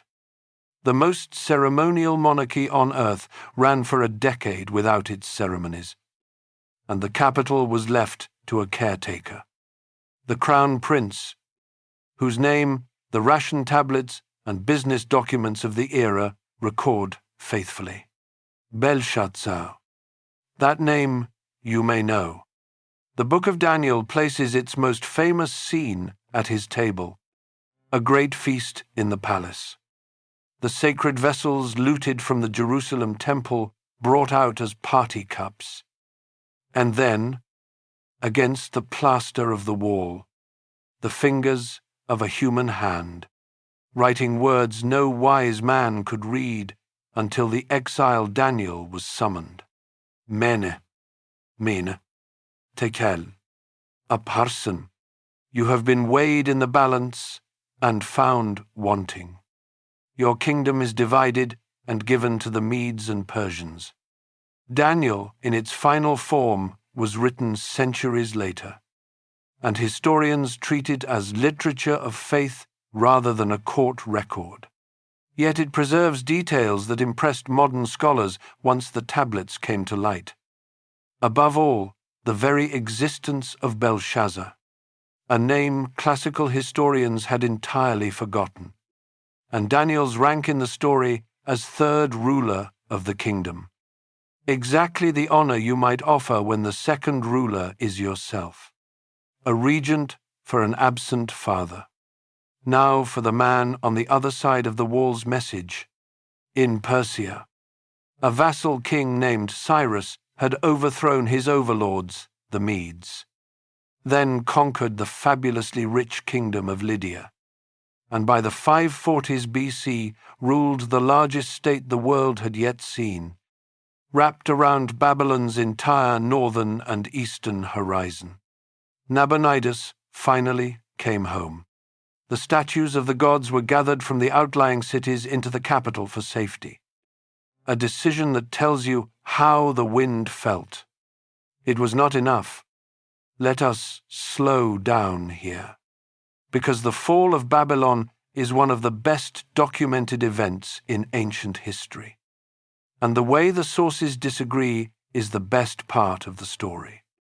The soberest witness is a clay tablet known as the Nabonidus Chronicle, part of the Babylonian tradition of dry, year-by-year record-keeping.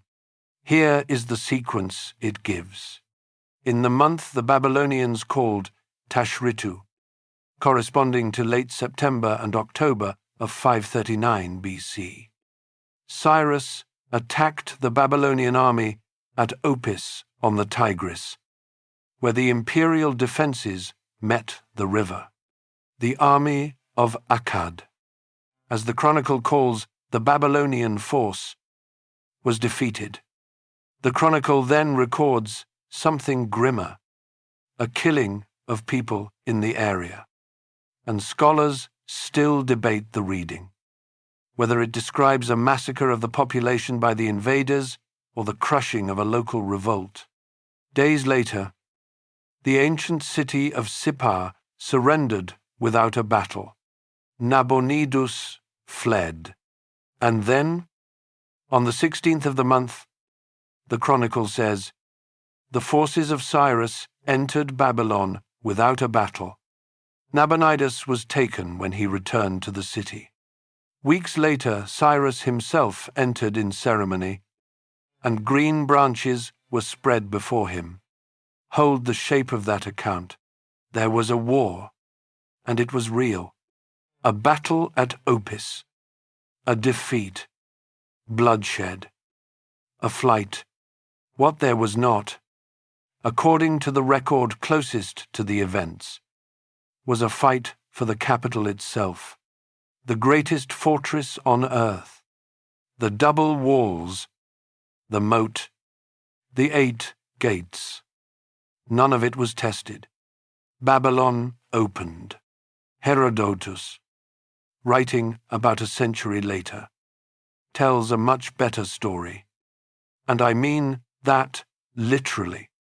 It is wonderful storytelling.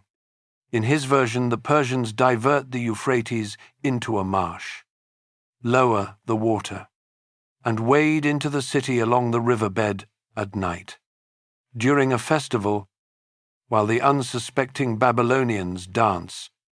Ancient military history is full of clever river tricks, and some historians think a memory of some real stratagem may hide inside the tale. But the chronicle, our earliest and driest source, mentions nothing of the kind, and many scholars read Herodotus here as legend growing on the stump of a simpler fact. The simpler fact is almost stranger. The city that had defied Assyria for 3 centuries did not fight. Why not? The third source suggests an answer, and it is the most beautiful piece of propaganda in the ancient world. On a barrel-shaped clay cylinder found in the ruins of Babylon and now in the British Museum, Cyrus, or rather the Babylonian scribes writing for him, announces what happened in perfect traditional style. Marduk, the great lord, angered by the impieties of Nabonidus, searched all the lands for a righteous king, took Cyrus by the hand, called him by name, and led him into Babylon as a friend, without battle, sparing the city. The message is unmistakable. This was not a conquest. This was a rescue, requested by Babylon's own god. Put the three accounts side by side, and you can watch history being written in real time. To the Chronicle, a military collapse followed by a peaceful handover. To Herodotus, a brilliant trick. To the Cylinder, a divine invitation. One plausible interpretation, and I offer it as an interpretation rather than an established fact, is that influential groups inside Babylon, possibly including members of a Marduk priesthood alienated by Nabonidus and his moon god, preferred accommodation to resistance and saw in Cyrus a better patron than the king they had. Babylon may not have been taken so much as handed over. Cyrus played his part flawlessly. He took the ancient titles: King of Babylon, King of the Four Quarters. He presented himself as a restorer, and the Cylinder describes him returning the divine statues Nabonidus had gathered into the capital, sending gods home to their proper temples, and allowing displaced communities to re-establish their cults and their settlements. How far that policy reached beyond the Cylinder's Babylonian horizon is debated. And the modern habit of reading the text as a universal charter of human rights goes well beyond what it actually says.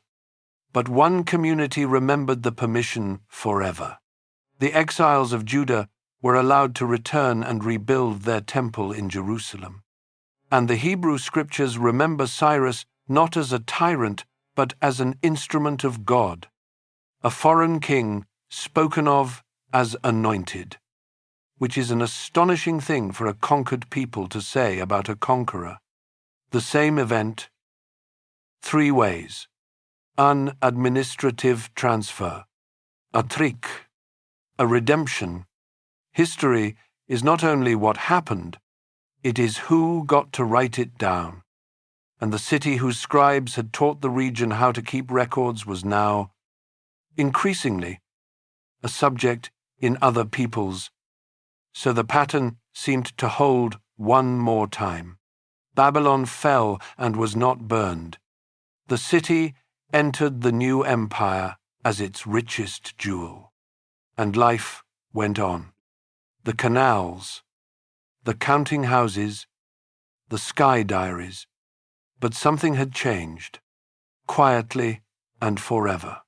For 15 centuries, whoever ruled Babylon had become Babylonian. Cyrus honored the forms and moved on. His heart, his court, and his future lay in Persia. Babylon became a province, one jewel among many, ruled from somewhere else. The gate of the gods was still standing, still magnificent. By some estimates, still the largest city in the world. It just no longer owned itself. And a city that does not own itself has begun, very slowly, to disappear. Chapter 10. The Deathbed of Alexander. Babylon under the Persians learned what it means to be a jewel in someone else's crown. For 2 centuries, the city remained enormous, wealthy, and quietly demoted. Persian kings wintered there and drew on its grain and silver. And the old title, King of Babylon, gradually faded out of their royal style. When Babylonia revolted early in the reign of Xerxes, the risings were crushed. And later, Greek writers claimed Xerxes punished the temples and carried off the great statue of Marduk. How much of that is fact, and how much is Greek storytelling about the impious East, is still debated. But the deeper trend is beyond argument. The Akitu festival withered. The center of the world was now Persepolis and Susa. And Babylon was a province with memories. Yet the scholars kept working. Through the entire Persian age, the astronomers of Esagila kept their nightly diaries, recording planets, prices, river levels, and omens with a patience that ignored politics completely. Keep that image in view through this chapter, because empires are about to rise and fall in a single generation. And the one thing that does not stop in Babylon is the recording of the sky. Then the recording of the sky collided with history. A Babylonian astronomical diary, damaged but still legible, notes a battle in the autumn of 331 BC in which the troops of the king deserted him.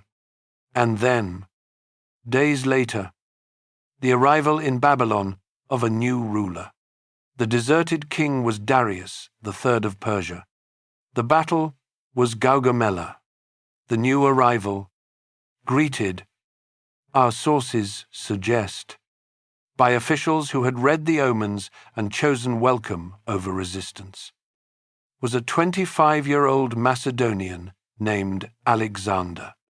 Babylon did to Alexander what it had done to every conqueror since the Amorites. It seduced him. The Greek historians describe his entry through walls that stunned the army, along streets carpeted with flowers. And Alexander, unlike the Persian kings, said yes to everything the city offered. He sacrificed to Marduk as tradition required. He ordered rubble cleared from Etemenanke so the great tower could be restored.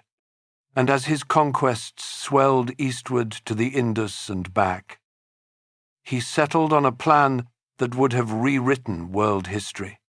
Babylon, ancient, central, and magnificent, would be the capital of his universal empire, the meeting point of Greece and Asia.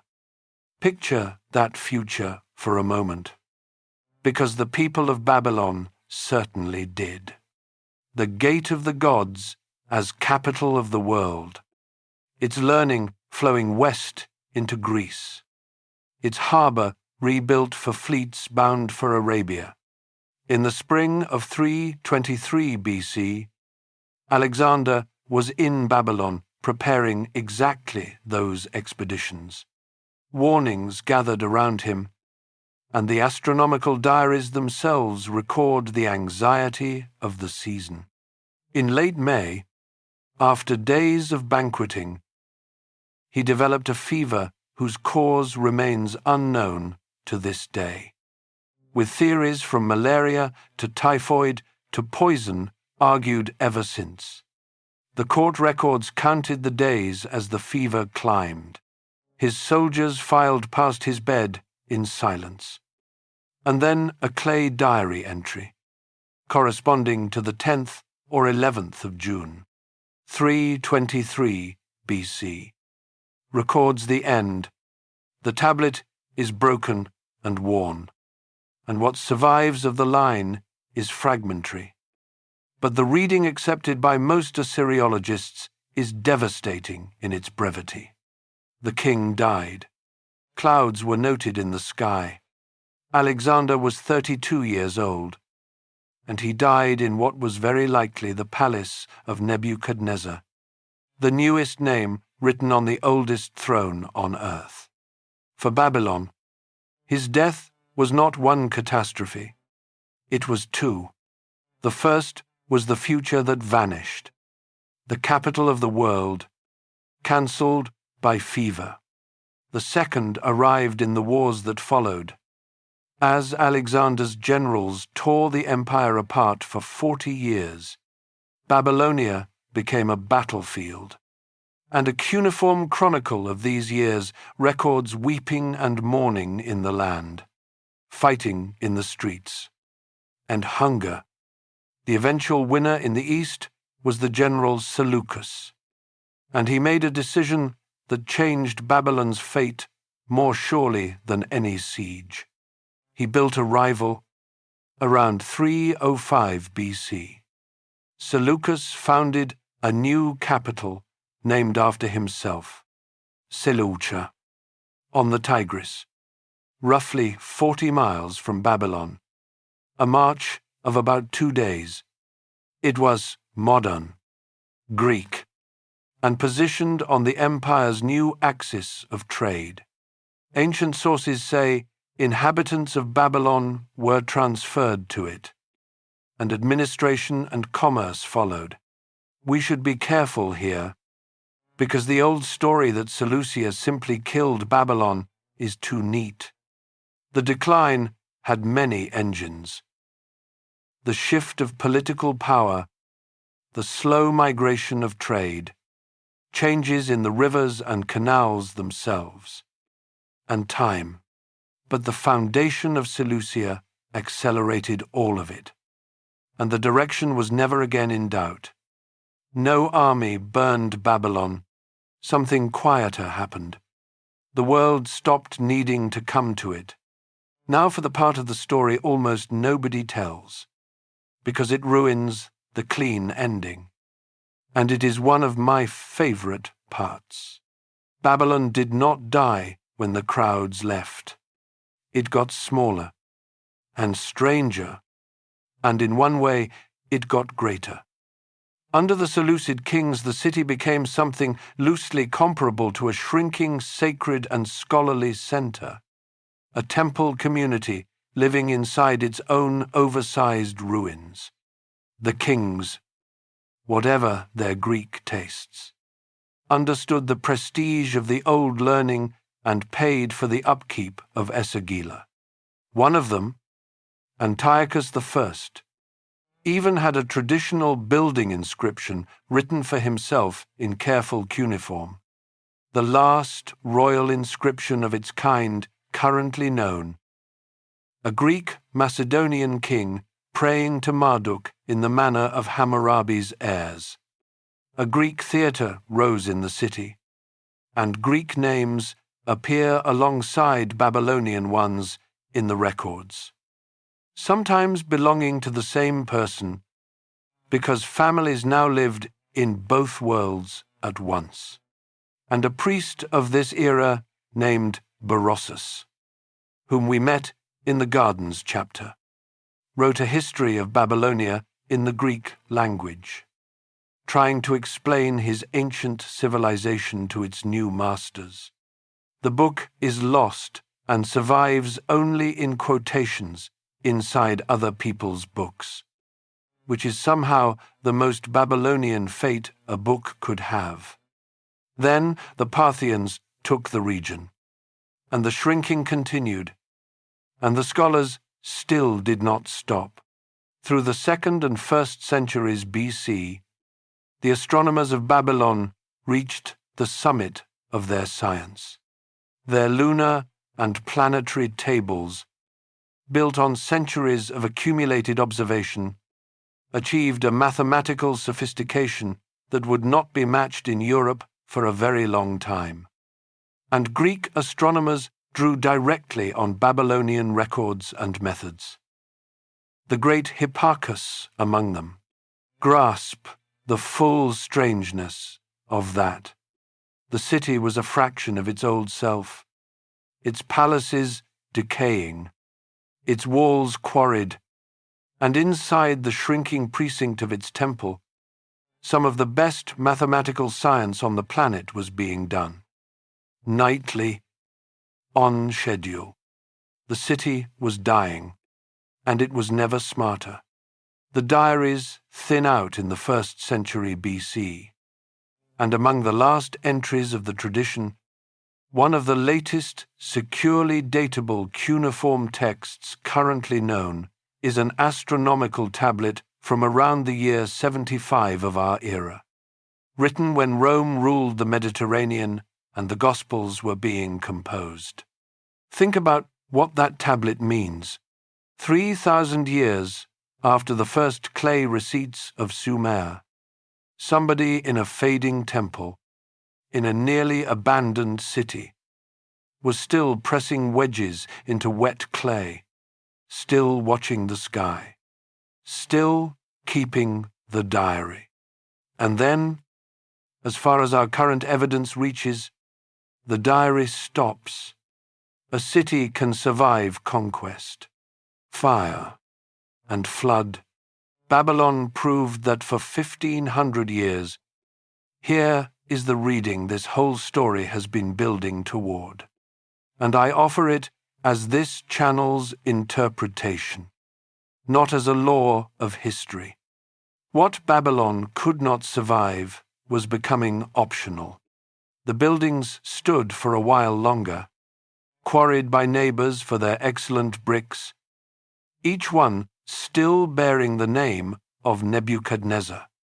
The river shifted, the canals silted. Travelers in later centuries describe ruins and marsh where the greatest city on earth had been. And eventually, even the location grew uncertain. A sprawl of mounds by the Euphrates that local people called Babil, a name, and little else. And here the story should end. A dead city. A lost address. Case closed. Instead, the strangest chapter of all was beginning. Because while the real Babylon sank into the mud, another Babylon, made entirely of words, was rising in the imagination of the world, and that Babylon would conquer more territory than Nebuchadnezzar ever dreamed of. Chapter 11. The city becomes a myth. Every city in this story has two bodies. One is brick, the other is reputation. In Babylon's case, the brick body died, and the reputation went on to have one of the greatest careers in human history. For nearly 2,000 years, from roughly the time of that last tablet until the archaeologists arrived, Babylon existed almost entirely as an idea, and the idea split in two. The first Babylon of the mind came from the exile's scriptures, and it was a warning.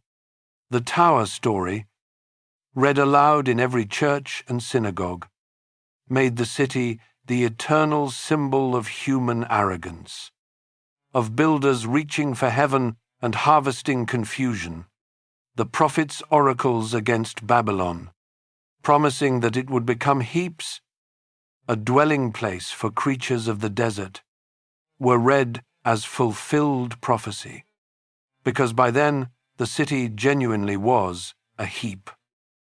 And travelers said so, and the Book of Revelation, written under Roman rule, gave the idea its most explosive form.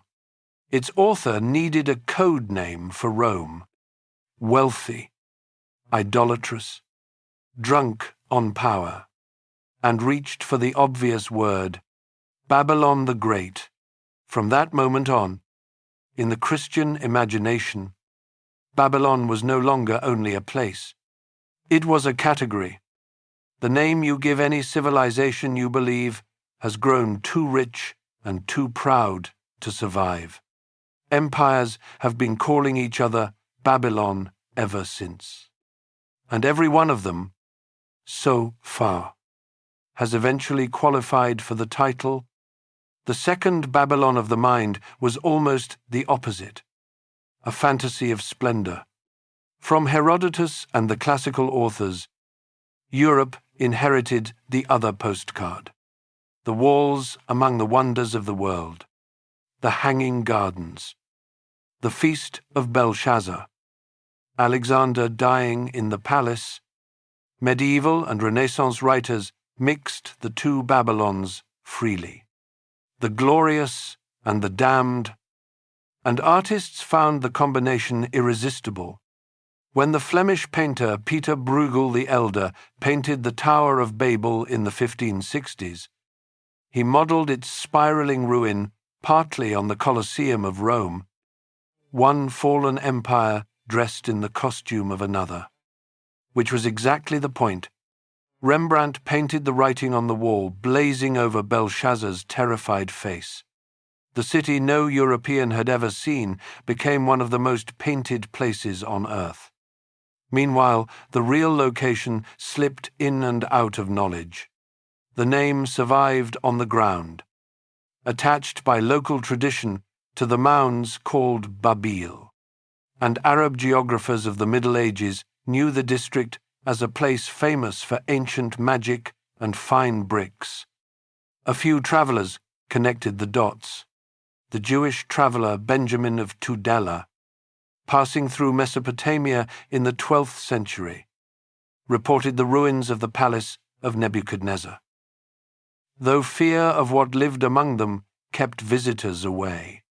In 1616, the Italian traveler Pietro della Valle visited the mounds and did something with enormous consequences. He picked up bricks stamped with strange wedge-shaped signs and carried them back to Europe. Some of the first cuneiform ever to arrive there. Souvenirs from a script nobody on earth could read. That silence is worth dwelling on. For centuries, Europe held clay books from one of the world's oldest civilizations and could not open them. The decipherment of cuneiform in the 19th century, worked out by scholars reasoning outward from Persian royal inscriptions, is one of the great code-breaking stories ever told. By 1857, it was solid enough to survive a public test in London, when 4 scholars, given the same freshly excavated inscription and working independently, produced translations that matched. The clay had found its voice again, and almost the first thing it said shook Victorian Britain. In 1872, a museum assistant named George Smith, self-taught, sorting tablets from Nineveh's library, found a Babylonian story of a great flood, a hero warned by a god, a boat, birds released to find land. Accounts from the time say the discovery overwhelmed him. The Bible's flood had a Mesopotamian relative older than the Bible, and the public reacted with such intensity that a newspaper funded an expedition to hunt for more tablets. Babylon was no longer only scripture and legend. It was becoming evidence, and one more current was flowing through the myth, one the modern audience knows by ear, the Psalm of the Exiles, by the rivers of Babylon, had been set to music in churches for centuries. In the 20th century, Rastafarian thought in Jamaica adopted Babylon as its name for the whole apparatus of oppression. The system and reggae carried the word around the planet. When a 1970s hit put the old psalm on dance floors worldwide. Listeners were singing the homesickness of Judean exiles from 25 centuries earlier, most without knowing it, which suggests a verdict, and I offer it as my reading rather than a fact. The deported won the long argument over what the name Babylon means. Ask anyone on earth today, and the word summons power, pride, splendor, and a fall. That is the exile's meaning, set to a beat. So by the late 19th century, Babylon existed as scripture, painting, warning, song, and freshly deciphered clay. Everything except a city anyone had actually seen. Europe had imagined it for 2,000 years. In 1899, a meticulous German architect stepped onto the mounds of Babel with a plan, a budget, and a light railway for hauling soil. Determined to replace 2 millennia of imagination with a map, what he found under the mud was more astonishing than the paintings. And what happened to his findings? Crated and shipped to Berlin. Started an argument about ownership that is still going on today. Chapter 12. Digging Up a Legend. On the 26th of March, 1899, a 43-year-old German architect named Robert Koldewey put a workforce to digging on the mounds of Babel, and he did not really stop for 18 years. To understand why his dig became a landmark, you have to see what excavation often looked like in his century. Because the contrast is the point. Much early digging in Mesopotamia resembled treasure hunting with paperwork. National museums in London and Paris were racing each other for spectacular objects. Winged bulls, carved reliefs, royal statues, and their agents often dug accordingly, driving tunnels and trenches toward whatever glittered and discarding what did not. Whole layers of history were shoveled aside unrecorded, because the field had not yet fully absorbed the idea that the dirt itself is a document, that a broken pot in its original layer can testify more precisely than a golden statue ripped from context. Koldewey belonged to the generation that changed this, and his training explains how he was an architect, not an antiquarian, and he came to Babylon after years of methodical work at other sites. He wanted buildings, plans, stratigraphy, the city as a system. His team excavated in wide, controlled exposures rather than treasure tunnels, recorded find spots, and drew everything. They also mastered a difficult craft that mattered enormously on this site. Learning to trace unbaked mud brick walls in soil that looks almost identical to the bricks themselves. A skill in which local workmen from the surrounding villages became renowned specialists in their own right. Year after year, through summers that could pass 120 degrees Fahrenheit, a light railway hauled thousands of tons of soil off the mounds. It was slow, expensive, unglamorous work, and it helped raise the standards of a rapidly professionalizing science. And the city that emerged repaid every hour of it. The walls were real, and although the most extravagant measurements reported by ancient writers remain doubtful, the excavated defensive system was vast, a scale of fortification that made the old stories understandable. The processional way was real, its pavement still in place, some slabs still carrying the inscription of Nebuchadnezzar. The foundations of Etemenanke were real. The footprint of the tower behind the Tower of Babel, roughly 300 feet on a side, palace quarters, temples, house streets, the bridge piers in the old riverbed. The plan of the city took shape on paper for the first time in 2,000 years. And then there was the blue. Koldewey's team found the Ishtar Gate as tens of thousands of shattered fragments of glazed brick, a wonder in a million pieces, with the unglazed lower gate still standing in the earth beneath. The fragments were cleaned, catalogued, and packed, and the crates went down the river and onto ships, bound for Berlin. Pause on those crates, because they carry this chapter's hardest question, and asking it honestly requires the legal machinery in view. Iraq was then part of the Ottoman Empire, and Ottoman antiquities law regulated excavation by permit, growing steadily stricter over the 19th century and claiming fines for the Imperial Museum in Istanbul. In practice, the expedition operated through a mixture of Ottoman permits, diplomatic negotiation, and later arrangements governing export, and material reached Berlin through channels that were documented, official, and, in the language of the day, lawful. The question that remains is the one the paperwork cannot answer. Who gave that permission? And who was never asked?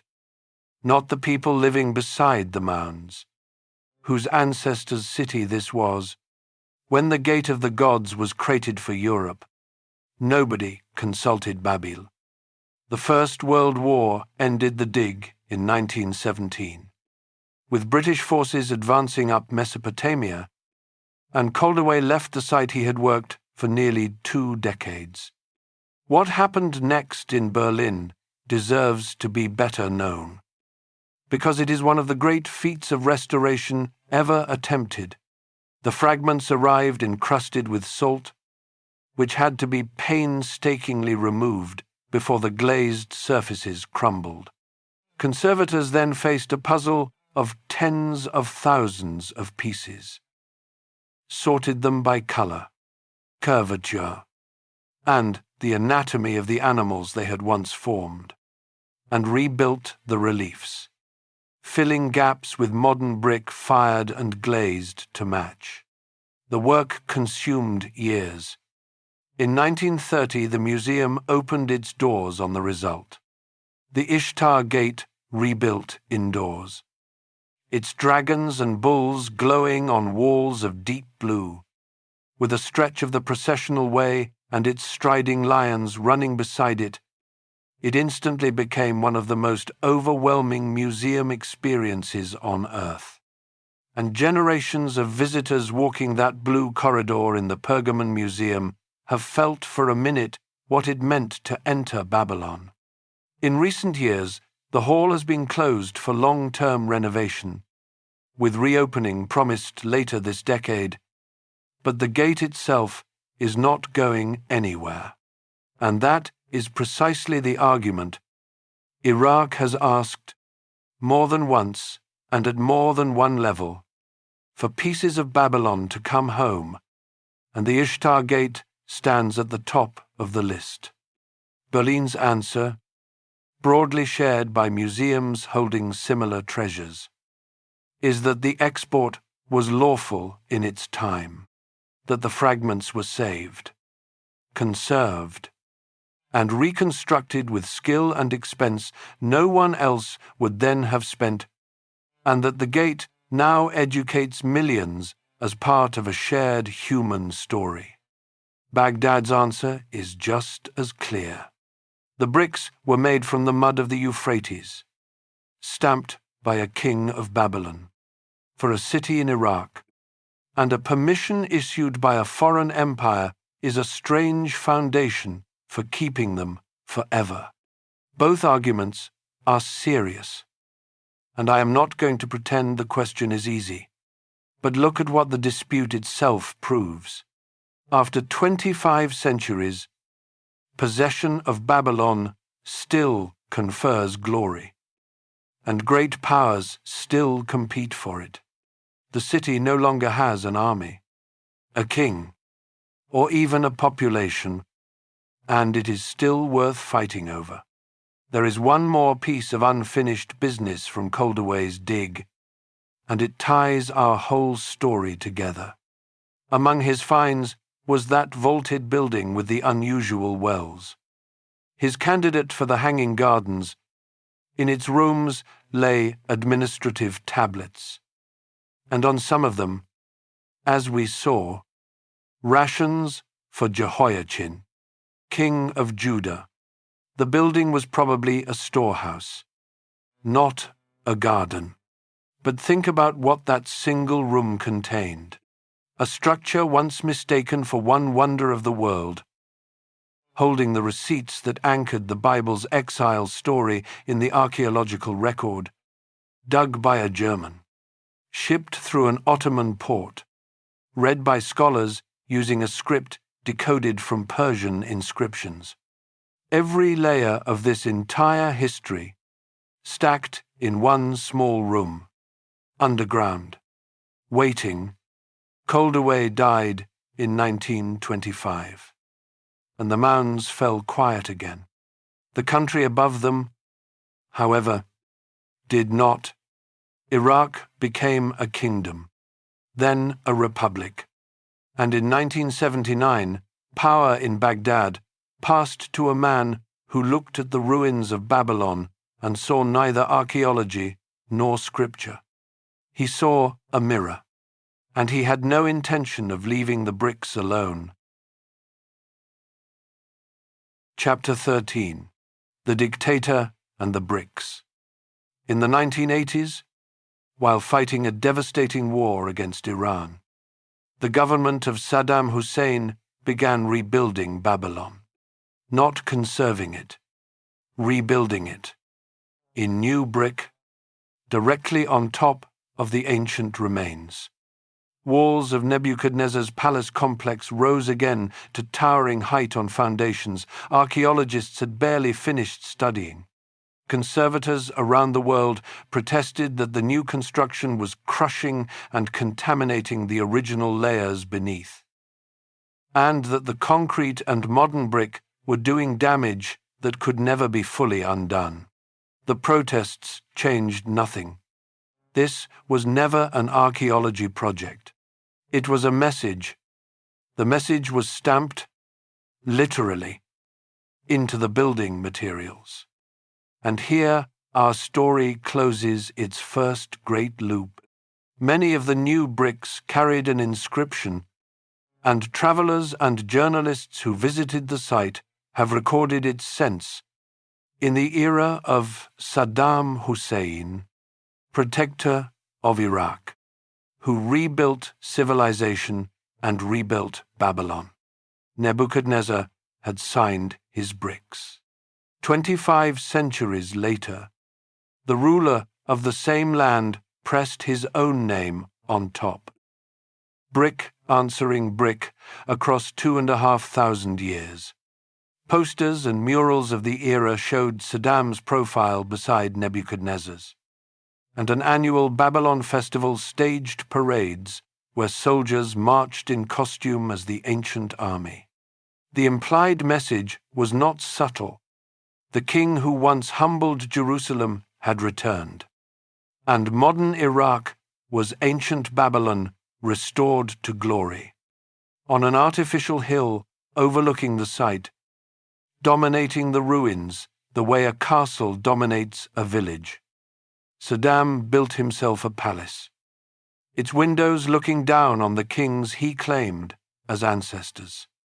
You already know how this pattern ends, because you have watched it a dozen times in this story. Every ruler who stamps his name on Babylon falls. In 2003, an American-led coalition invaded Iraq, and within weeks the statues of Saddam were coming down. He was found hiding in a hole in the ground, tried, and executed. His Babylon palace was looted to the walls. And then the pattern produced its strangest scene yet. Foreign troops occupied Babylon itself, and the ancient city became a military base. Camp Alpha. The coalition called it. For about half a year, spanning 2003 and 2004, American and Polish forces used the ruins as a base of operations, and a later report by the British Museum, along with UNESCO assessments, catalogued what that meant on the ground. Helicopter landing areas laid over ancient deposits, trenches cut through unexcavated soil, sandbags filled with earth containing fragments of pottery and brick, heavy vehicles crossing old pavements, and damage recorded along the processional way and to the dragons of the lower Ishtar Gate still standing at the site. Military officials disputed parts of the assessment, and defenders of the deployment pointed out that the base also deterred the mass looting that ravaged other Iraqi sites in those years, and that much of the country's archaeological heritage suffered worse from theft than Babylon did from occupation. Both things can be true. What no one disputes is the image: tanks and helicopters on the ground where the Akitu processions once walked. One more army holding the gate of the gods, certain, like all the others, that it was there for good reasons. And then, slowly, something better began. The foreign forces handed the site back, Iraqi and international conservators, including a long-running effort called the Future of Babylon Project, began stabilizing walls, mapping damage, and undoing what could be undone, working with the World Monuments Fund and other partners. In July of 2019, after decades of delay caused by war and by the damage itself, UNESCO inscribed Babylon on the World Heritage List. The vote in the committee room drew applause, and members of the Iraqi delegation wept. It had taken the international community longer to recognize Babylon than it took the Chaldeans to build their empire. As of this recording, in 2026, the story on the ground is fragile but real. Iraqi families picnic by the reconstructed walls on Fridays. School groups walk the processional way. Foreign visitors, still few but no longer rare, photograph the site along with the mound where Saddam's empty palace stands. Itself now a kind of exhibit, one more fallen ruler's monument for tourists to wander. And proposals continue to circulate for turning it into a museum. The site has a permanent Iraqi staff of guards and conservators, many of them from the towns nearby, whose families have lived beside these mounds for generations. Ask them who Babylon belongs to, and you will not get a complicated answer. Meanwhile, the threats have changed shape one more time. The dangers now are groundwater rising into ancient brick, salt crystallizing in the glazed surfaces and pushing them apart, pressure on the whole Euphrates water system, and the simple shortage of money that follows decades of war. Conservators describe a race between restoration and erosion, and nobody can honestly say yet which is winning. If you visit, you are visiting something that is still being decided. 4,000 years after the Amorites, the pattern is still running. The rulers fall, the armies leave, the names flake off the bricks, and the city, or what remains of it, is still there by the river, still being argued over, still being saved, still refusing to finish its story, which leaves the question this journey promised to answer. What is the warning? Go back to the two bricks from the beginning. The lower one, Nebuchadnezzar, king of Babylon. The upper one, Saddam Hussein, rebuilder of Babylon. Between those two signatures lie 25 centuries, and inside them, every ruler this story has met: Hammurabi, who signed the law; Sennacherib, who signed a destruction; Cyrus, who signed a liberation; Alexander, who meant to sign the future and died before he could. Each one certain he was the exception, Each one, in the end, a layer. First, the question I raised in our opening chapter and promised to answer: did Babylon invent civilization? You have heard the whole story now, and you know the honest answer is no, not by itself. Many of the earliest pieces emerged in Sumer and across the wider Mesopotamian world, in Uruk and Ur and a dozen other cities, and other civilizations elsewhere were inventing their own. Here is what Babylon did, and why the world still hangs the word on this city. It gathered the inheritance, standardized it, taught it, and passed it on for 2,000 years, through conquest after conquest, until its language was the language of diplomacy. Its literature was the classic literature. Its mathematics was the mathematics. And its name was the word other peoples reached for when they meant civilization itself. Babylon is not where civilization was invented. It is where civilization was assembled, kept, and handed forward, which may be the harder job, now the warning, and I give it as the reading this journey supports, not as a proven law of history. Babylon suggests that civilizations do not usually die the way we fear they will. The city survived sack after sack, fire after fire, conqueror after conqueror. For 1,500 years, violence could not kill it. What finally ended it was becoming optional. When the trade moved, when the capital moved, when the young and ambitious moved, Babylon did not fall. It faded, decade by quiet decade, until a great city was a temple, then a village, then a name for some mounds. The decline had many causes: politics and rivers and money and time, and historians will weigh them forever. But the shape of it is the lesson. The loudest empire on earth ended in silence, and the silence took generations. Long enough that the people living through it could tell themselves nothing was really wrong. If you want to know how great systems end, do not only watch for the enemy at the gate. Watch for the moment the world stops needing to come to you. But Babylon teaches a second lesson, and this is the one I want to leave you with, because it points the other way. Everything that mattered most about this city survived. Not the walls, the habits.